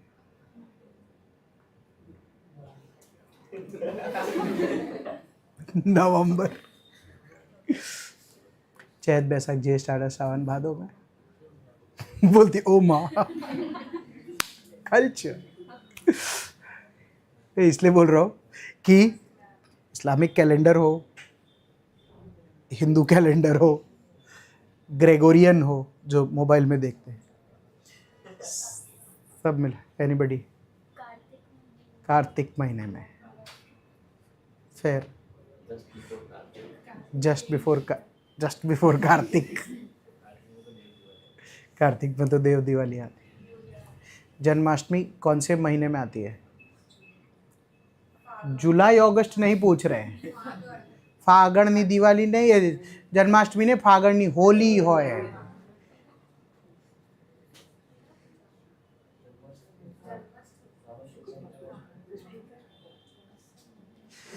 माता खुल्ला। सावन आता है और जाता है उसका नहीं पूछ रहे। हमारा सवाल ही बहुत सिंपल था। अगर जन्म की अष्टमी है तो आठम है, ये बात तो तय है। तो आपको ये बताना है कि कौन से महीने का आठम है, मतलब जुलाई अगस्त नहीं। और उसमें क्या बताना है कि अमावस टू पूनम का आठम है या पूनम टू अमावस का आठम है, शुक्ल पक्ष या कृष्ण पक्ष का बताना है। कृष्ण पक्ष, कृष्ण पैदा। फिर वो सब भी ठीक करना पड़ता है थोड़ा सा, बता रहा हूँ खाली। हो जाएगा, ऐसे कुछ नहीं। पूरा भर जाता है बोर्ड, कैलेंडर कैलेंडर, ये महीना वो महीना लिख लिख के सब। फिर तुम्हारा बर्थडे कैलकुलेट करवा के देता हूँ कि सोच तू अगर इस दिन पैदा हुआ है तो इस बार हिंदू कैलेंडर के हिसाब से या इस्लामिक कैलेंडर की भी बात होगी। कैलेंडर भी तो दो है ना, तो आप किसकी बात कर रहे हैं? दोनों में सेम तरीके से चलता है? नहीं, हम तो लूनर कैलेंडर फॉलो करते हैं, विक्रम संवत। हाँ, गवर्नमेंट ऑफ इंडिया फॉलो करती है शक संवत, वो सोलार कैलेंडर है। जो हिंदू धर्म में लोग फॉलो करते हैं वो विक्रम संवत है। तो गवर्नमेंट की जो अगर छुट्टी आती है तो कौन से कैलेंडर आएगी? शक संवत। लेकिन अधिकतर तो उसी दिन सेलिब्रेट करते हैं। वो सब खिचड़ी हो गया है। गवर्नमेंट भी तो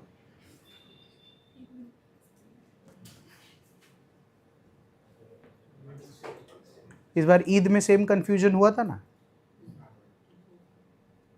इस एक दिन ईद जो लोग मना रहे थे और बैंक की छुट्टी कुछ आगे पीछे हो गई थी, अलग अलग हो। आ जाओ, अपने तो मनाए अपनी ईदी।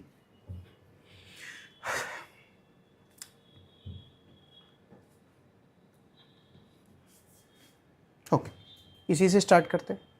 वो 27 दिन घुमा लूँ एक बार फिर से बोर्ड पे। सन, अर्थ, मून, पूर्णिमा। एक सन की रोशनी गिरेगी तो ही तो चांद चमकेगा, तभी तो मैं चांद देखूंगा तो पूरा चांद दिखेगा, उसी को तो फुल मून बोलते हैं। हेलो, अर्थ बीच में होता है ना। ये डायग्राम का क्या मतलब?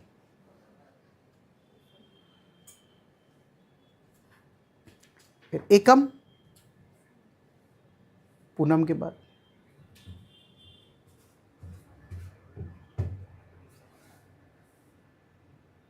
तो थोड़ा दूज। अब 15 बार घुमाओगे क्या?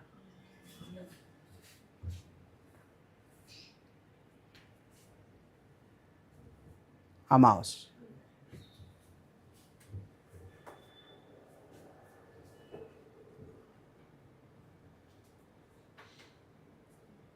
Moon is in between. Okay, बस इतना ही। तब इसके बाद का प्रोसेस इजी है।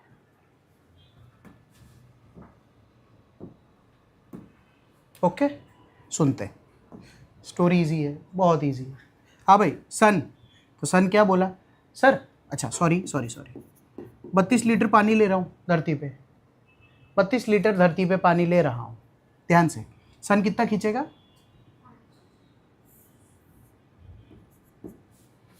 Moon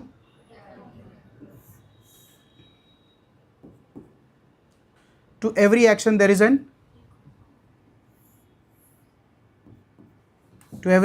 is an equal opposite।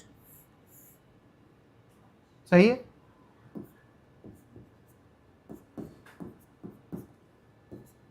हाँ कि ना? हाँ कि ना? इंग्लिश में कुछ बोलना है। During the day of Punam, there are 2 high tides and 2 low tides. Both the high tides are of the amplitude 16. Low tide का कोई एम्पलीट्यूड नहीं होता, पानी सूख गया तो सूख गया, बात खत्म हो गई। बोर्ड पे यही लिखा है। इसको अब इधर करें, किसी को पूछना है?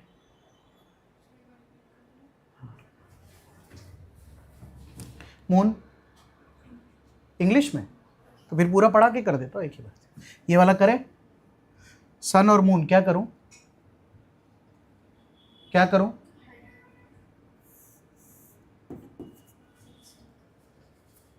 बिग डील मैन, दोनों खींचेंगे ना।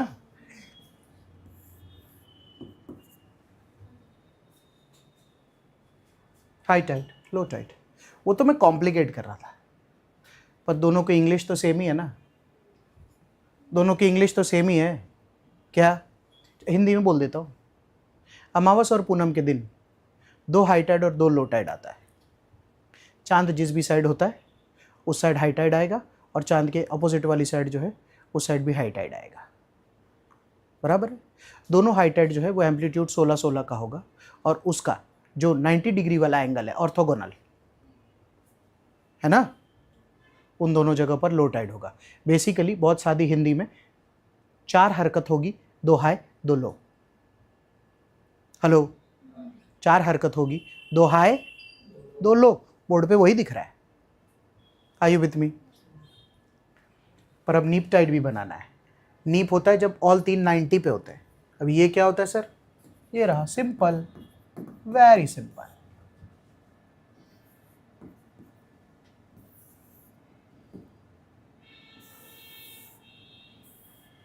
ओके,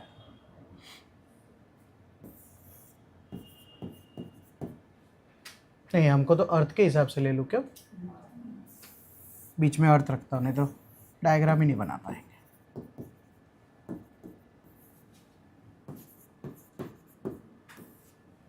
चलेगा ना?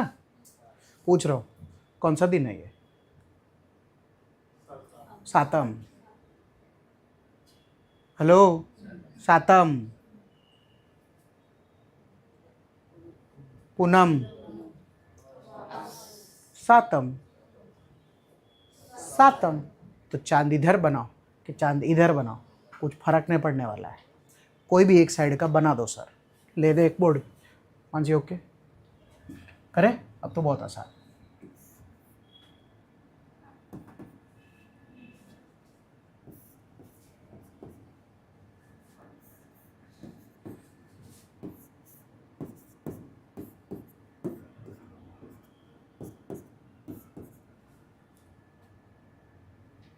क्यों? सपोज मैं यहाँ खड़ा हूँ, सपोज आप मेरे को इमेजिन कीजिएगा, मैं यहाँ खड़ा हूँ तो मेरे साथ क्या हुआ, मेरे इधर भी 11 खिंच गया, इधर 5 खिंच गया, तो ऐसे करके अंदर गया तो मैं लो टाइड हुआ ना? बोलो हाँ, स्वाभाविक सी बात है। उस अरे भाषण नहीं है, वो यस्टरडे था इंडोर में। टोटल कितनी हरकत हुई है? 8। चल कंपेयर करके बता देगी क्या कि नीप टाइड के हाई टाइड लो टाइड में अनकम्पेयर टू स्प्रिंग टाइड के हाई टाइड लो टाइड में दो सबसे स्टार्क स्टेटमेंट्स क्या है?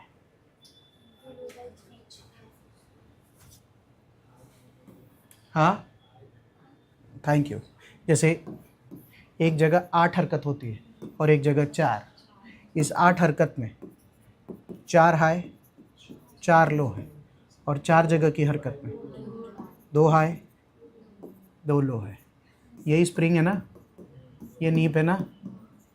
आप हैं साथ में? आप हैं साथ में? ये पहला डिफरेंस हो गया। दूसरा, थैंक यू, जैसे इन दोनों में, जैसे इसकी जो हाई है इसका एम्पलीट्यूड हाई है। क्यों? इसका एम्पलीट्यूड 16 का है, और इसकी जो हाई है इसका एम्पलीट्यूड लो है, क्योंकि इसका हाईएस्ट एम्पलीट्यूड 11 का है। कहने को तो हाई टाइड है ही ये, उसमें कोई दो राय नहीं, पर हाई टाइड नहीं है। हाई टाइड हमारे लिए हाई होती है, वो ज़्यादा है कम है, इसलिए बात एम्पलीट्यूड की। बात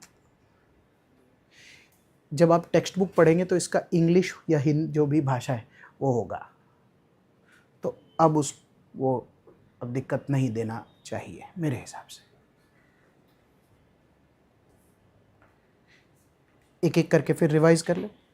सन, अर्थ, मून, 8 हरकत ओके। आप बोर्ड पे देखो, किसी को कुछ पूछना है?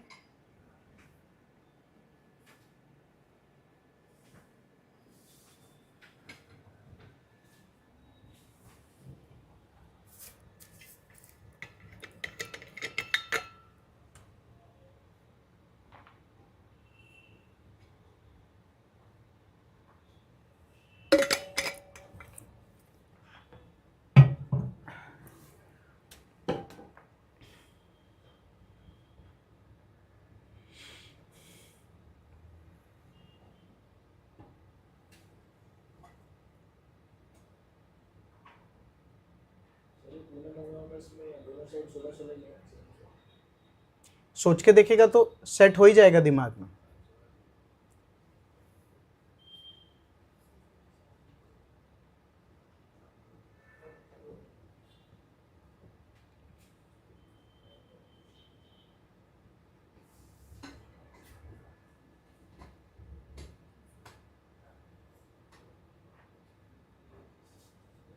I am open two questions, any.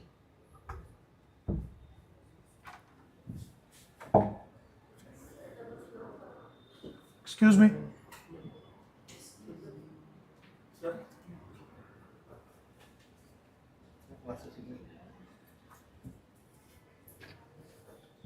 Just a second.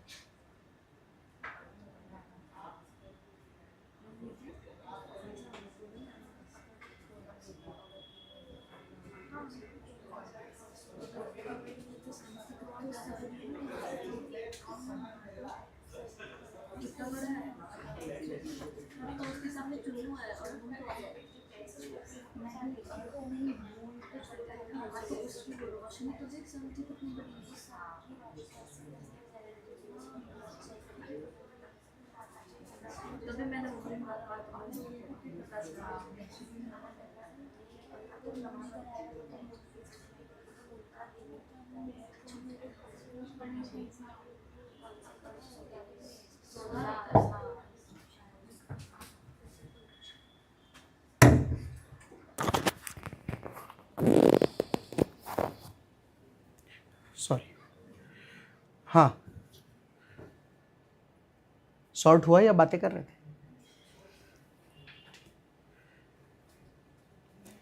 मैं ये बोल रहा था, कमिंग बैक, जैसे टाइड्स, इफेक्ट्स, डेली, उसको ना लिखा नहीं पाऊंगा। 24 घंटे वाला, 24 घंटे 50 मिनट वाला, कब हाई कब लो, 2 हाई 2 लो, हाँ हाँ,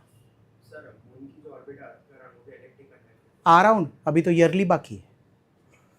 ही स्विच द राइट गियर्स। जैसे अभी विवेक जब पूछ रहा था तो वो मंथली पे पूछ रहा था, अब ईयरली ही बढ़ाना है। ओके, अब मंथली में समझ आता है कि बहुत ही स्वाभाविक है कि ये वाला होगा और ये वाला होगा।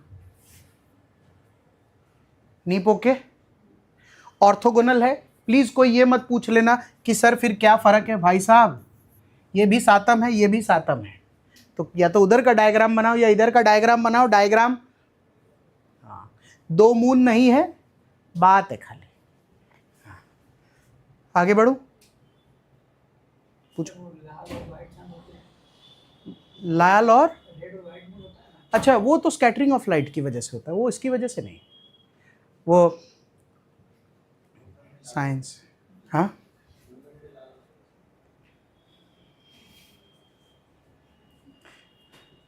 ईयरली पे आऊं। ईयरली सिंपल है, to the one that you were asking.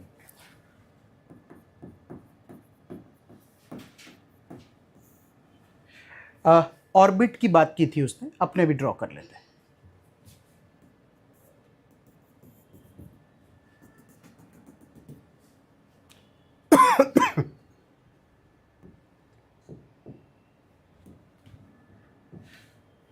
Sun centre में,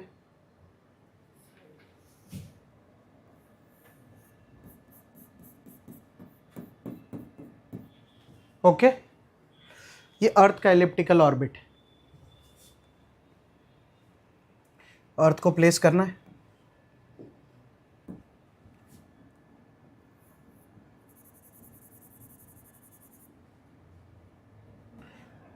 क्या नाम दिया था?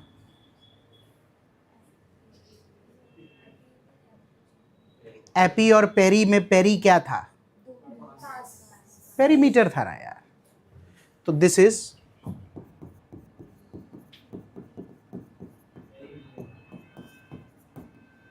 पेरीहीलियन, और अर्थ जब फारदेस्ट होता है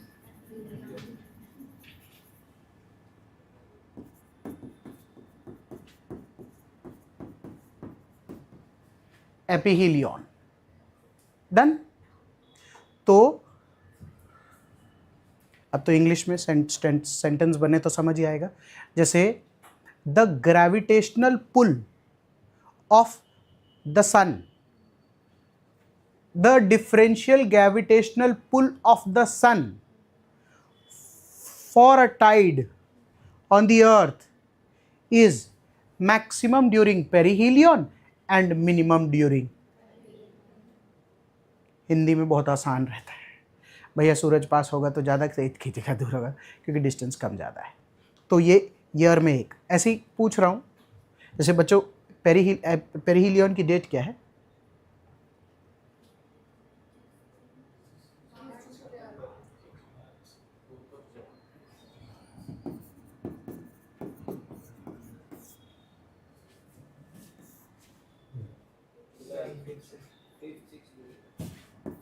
लमसम ऐसे कुछ पूछ रहा हूँ। टॉपिक ऑफ है, मतलब है ज्योग्राफी का ही। जैसे इंडिया को दुनिया ऐसी होने की वजह से, ऐसे घूमने की वजह से इंडिया को सबसे तगड़ा फायदा क्या है, ये पूछ रहा हूँ। हाँ, जैसे हिंदुस्तान ये अर्थ है, तो अर्थ 6 जुलाई को आपको भी मालूम है, मुझे भी मालूम है कि इट इज टुवर्ड्स द सन। हमारी बात हुई है पहले, इट इज टुवर्ड्स द सन। तो ऐसे में धरती ऐसे करके टुवर्ड्स द सन होती है। भला हो हम सन से दूर है तो इतनी गर्मी लगती है, पास होते तो तोते उड़ गए होते। हाँ कि ना? जैसे हमको ऐसा ही फायदा है। 4 जून को ठंडा होता है, तो ठंडे में ऐसा होता है कि ऐसा है, मतलब हम सन पे नहीं हैं, है ना। 4 जनवरी विंटर्स, हम सन पे नहीं हैं तो इतनी ठंड होती है, क्योंकि सन हम सन के करीब हैं, तो कुछ तो गर्मी बरकरार रखता होगा ना, तब इतनी ठंड है। और यहाँ हमारी ठंडी होती तो, और यहाँ हमारी गर्मी होती तो।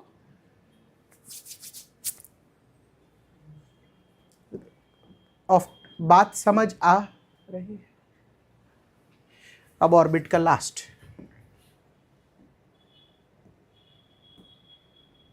जैसे सन मून का जो ऑर्बिट होता है, मून का जो ऑर्बिट होता है वो कैसा होता है?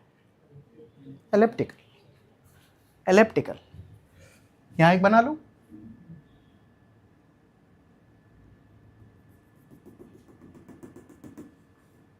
चलेगा?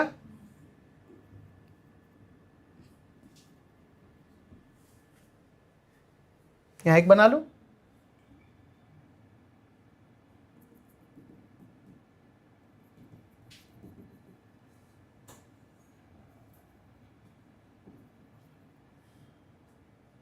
तो जब मून फार होता है तो मून में क्या बुलाते हैं नाम? एपोजी।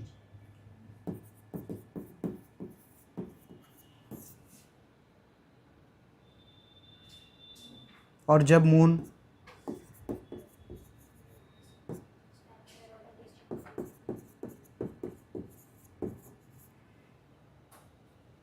क्योंकि एपो पेरो, एपो मून का है जी, सन का है हिलियन। सही है? तो अब जो पूछ रहा था अब ओके हो गया।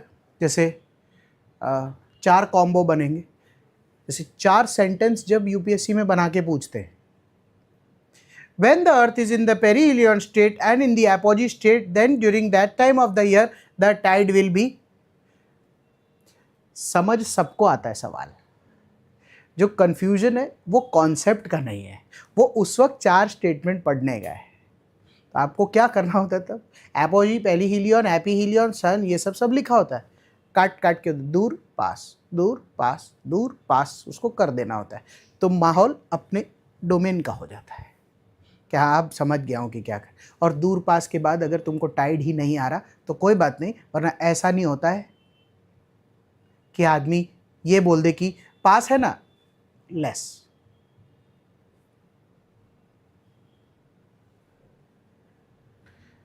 तो इसका मतलब क्या होता है कि कोर क्या है सर, कोर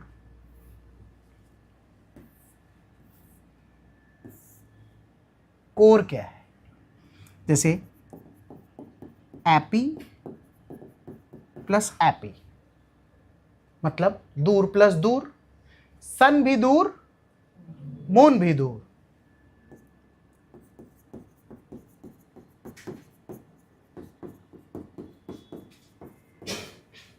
हाँ कि ना?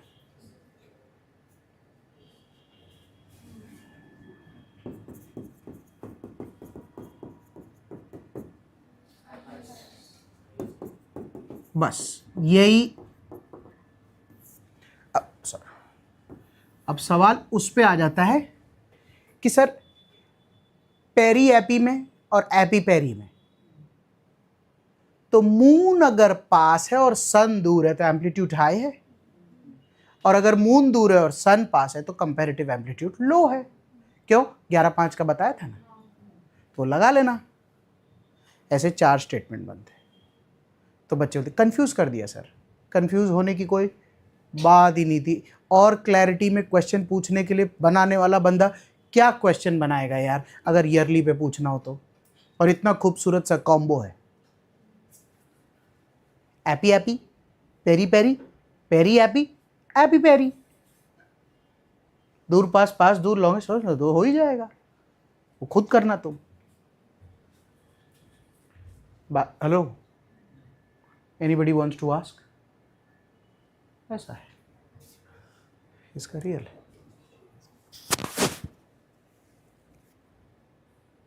सिविल सर्विसेज में तो अब कम आता है, जीपीएससी वगैरह में फिर भी आता है। लोअर लेवल एग्जाम्स होते हैं तो उसमें तो ये सब अभी चलता है, पूछते हैं। कोई चैलेंज कॉन्सेप्ट में? कॉन्सेप्ट में चैलेंज नहीं होना तो दूसरा चैलेंज वर्ड प्ले पे आता है। अरे यार मैं भूल गया क्या था। वर्ड प्ले में बात ठीक है, हिलियोस ही सन होता है तो दूसरा जो भी लिखा हो वो मून होगा। Peri comes from the word periphery, perimeter, peri this thing, ये वो। तो पेरी का मतलब ही पास होता है, तो स्वाभाविक है कि दूसरा दूर होता है। अब इतना अगर आप करके ही खुद नहीं जा रहे तो एक अटेम्प्ट तो और लगेगा।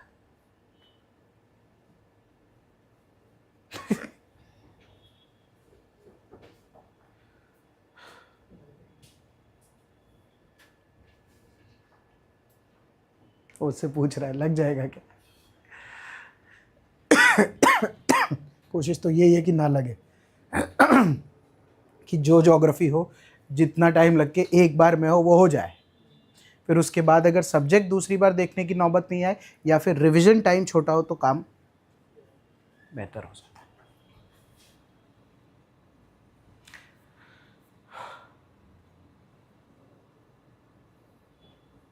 ओके है क्या?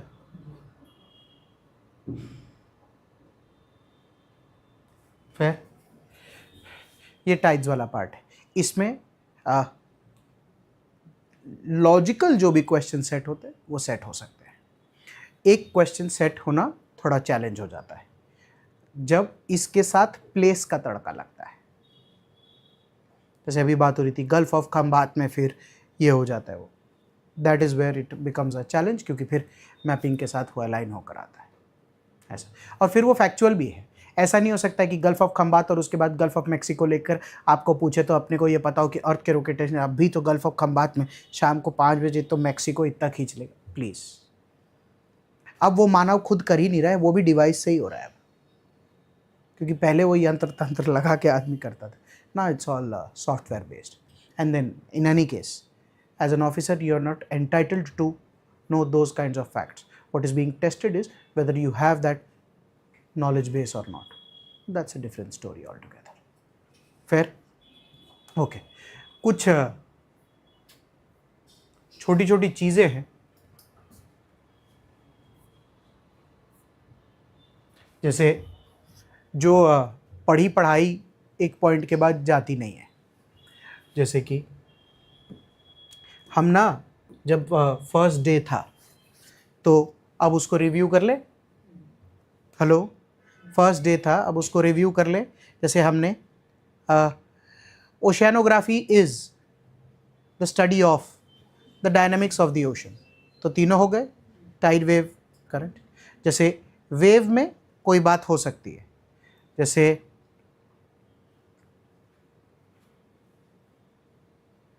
वेव के टाइप्स आते हैं, वो टेक्स्ट बुक से किए। कोई ऐसा है जो वेव में किसी को कोई कहीं कोई टर्म में कहीं कोई फंसा हो या कुछ ऐसा? ओके। जैसे दूसरा होता है थर्मोहलाइन थर्मोक्लाइन सर्कुलेशन। तो एक मस्त चीज समझाता हूं, इनडायरेक्टली हमने समझा था, जैसे मुंह ज़बानी पूछता हूं, किसी जगह से विंड ऑफशोर हो तो समुद्र के पानी के साथ क्या होता है? बराबर है, वो भी उसी के साथ उसी डायरेक्शन में चला जाता है। अगला क्वेश्चन, तो लेयर ऑफ द ओशन के साथ क्या हो जाता है? लेयर ऑफ द ओशन नीचे चला जाता है, जाएगा ही ना। मग में देखो ना, करके फूंक देगा तो उधर तो पानी का नीचे लेवल चला गया ना, ये ऐसे चला गया, हाँ कि ना। तो मेरा क्वेश्चन है कि ऐसे में क्या होता है फिर? समुद्र क्या करता है? थैंक यू, नीचे का पानी ऊपर आता है, और उसी नीचे के पानी को ऊपर आने में टेक्स्ट बुक में अंग्रेजी में क्या लिखा है? Upwelling, it upwells. This is the coast, right? Wind, ocean water, so this wind will take this along, right? तो इधर जो नीचे का पानी होता है वो ऊपर आता है, तो उसी को अपवेलिंग बोलते हैं। पर मुझे इसके साथ एक नाम और वर्ड जोड़ना है, एक word guys, it's cold upwelling।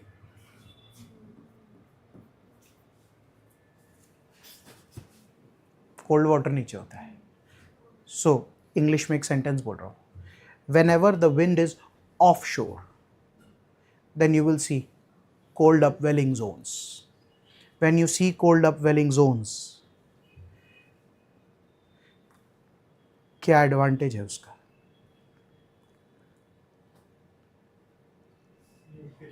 Awesome, nutrients ऊपर आते हैं। तो न्यूट्रिएंट जब ऊपर आता है तो मछली वछली आके काम करता है, फिर वो जगह थोड़ी देर के लिए एम्बिएंट टेम्परेचर हो जाता है। यही एक थर्मोहलाइन थर्मोक्लाइन सर्कुलेशन का एक पार्ट है कि बेसिकली इधर से ऊपर गया फिर नीचे से। तो एक सवाल है, तो वो नीचे का पानी ऊपर कैसे आ गया पता है?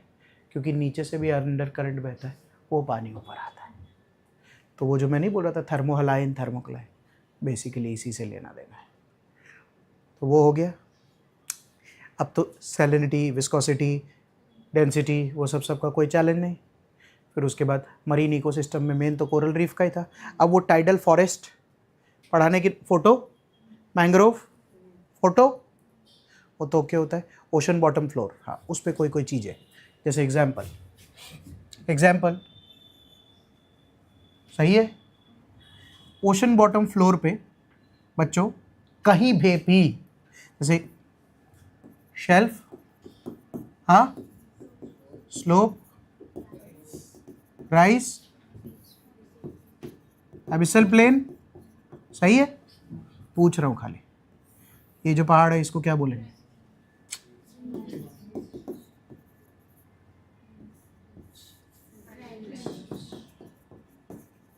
इनको वो बोलते हैं land forms in the ocean, या इसी को ओशन बॉटम रिलीफ बोलते हैं।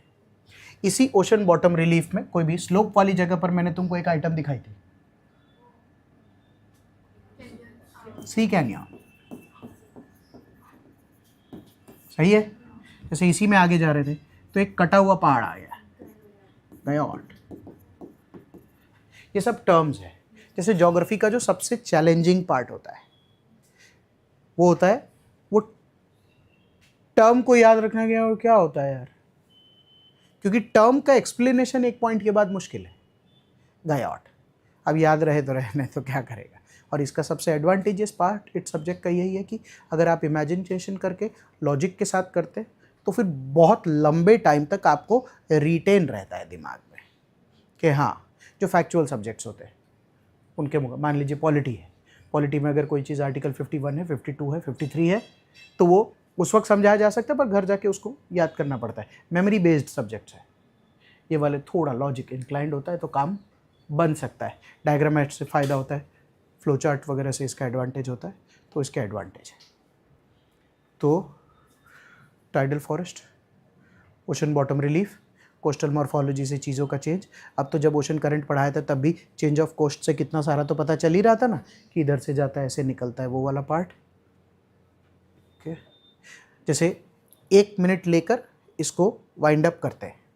जैसे जब ओशियानोग्राफी पढ़ाना शुरू किया था तो हमने इंट्रोडक्शन में बात किया था that it is the study of dynamics of the ocean, thermodynamics of the ocean, the physico-chemical properties of the ocean, the marine ecosystem and the ocean bottom relief. ये वो सुनामी को लेकर बात हुई थी, बट वो जियोमॉर्फोलॉजी में और अच्छे से हो जाएगा पढ़ाते वक्त। लेकिन सर आपने चेंज कर दिया, क्योंकि मैंने पहले दिन इंट्रो को लेकर बात किया था, उसके बाद अगले दिन मैं ओशन जोनिंग पे आ गया था। ओशन जोनिंग में different types of ocean zoning करा के दिया था on the basis of morphology of the ocean, photic zone, penetration of the sun rays of the ocean, of the marine ecosystem of the ocean, उसको लेकर बात किया था। फिर उससे जब गेम को शिफ्ट किया था तो हम ओशन जोनिंग के बाद हम सैलिनिटी की तरफ मूव कर गए थे। सैलिनिटी के बहुत सारे फैक्टर्स को देखा था। एक बेसिक्स ऑफ सैलिनिटी, फिर एक था फैक्टर्स अफेक्टिंग सैलिनिटी, एक था डिस्ट्रीब्यूशन ऑफ सैलिनिटी, एक था वर्टिकल डिस्ट्रीब्यूशन ऑफ सैलिनिटी, वो सब एस्पेक्ट। फिर सैलिनिटी और सॉल्ट बजट को देखा था। फिर उसके बाद सेम चीज़ हम हीट पे लेकर आ गए थे। तो हीट में फैक्टर्स अफेक्टिंग हीट, कभी भी ऐसा तो जाने अनजाने में रोज़ बात होती है कि वर्टिकल डिस्ट्रीब्यूशन ऑफ हीट, तो पता ही है कि इक्वेटर पे ज़्यादा हीट आती है और पोल पे कम आती है। वो हमने वन ऑफ द लेक्चर्स में उस चीज़ को किया ही था। तो हीट का भी वही है। फिर उसके बाद हीट बजट क्या होता है, हीट बजट आज के दिन में ग्लोबल वार्मिंग की वजह से डिस्टर्ब्ड है, उसको लेकर बात हुई थी।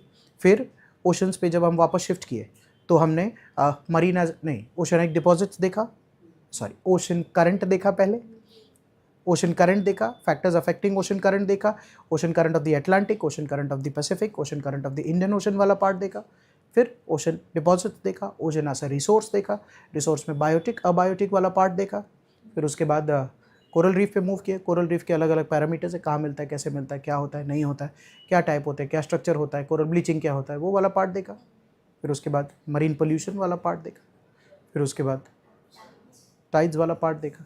और कोई टर्म्स, या जैसे ओशन का बॉटम फ्लोर या इसके लैंडफॉर्म्स क्या होते हैं, उसको लेकर 2 मिनट की चर्चा। ऐसे करते करते जो नेवर एंडिंग होता है। ओशियानोग्राफी ओशन के जैसा ही है, नेवर एंडिंग होता है, बट कहीं ना कहीं इसको कन्फाइन करना ही पड़ता है। फिर anybody has anything to ask, please feel free to.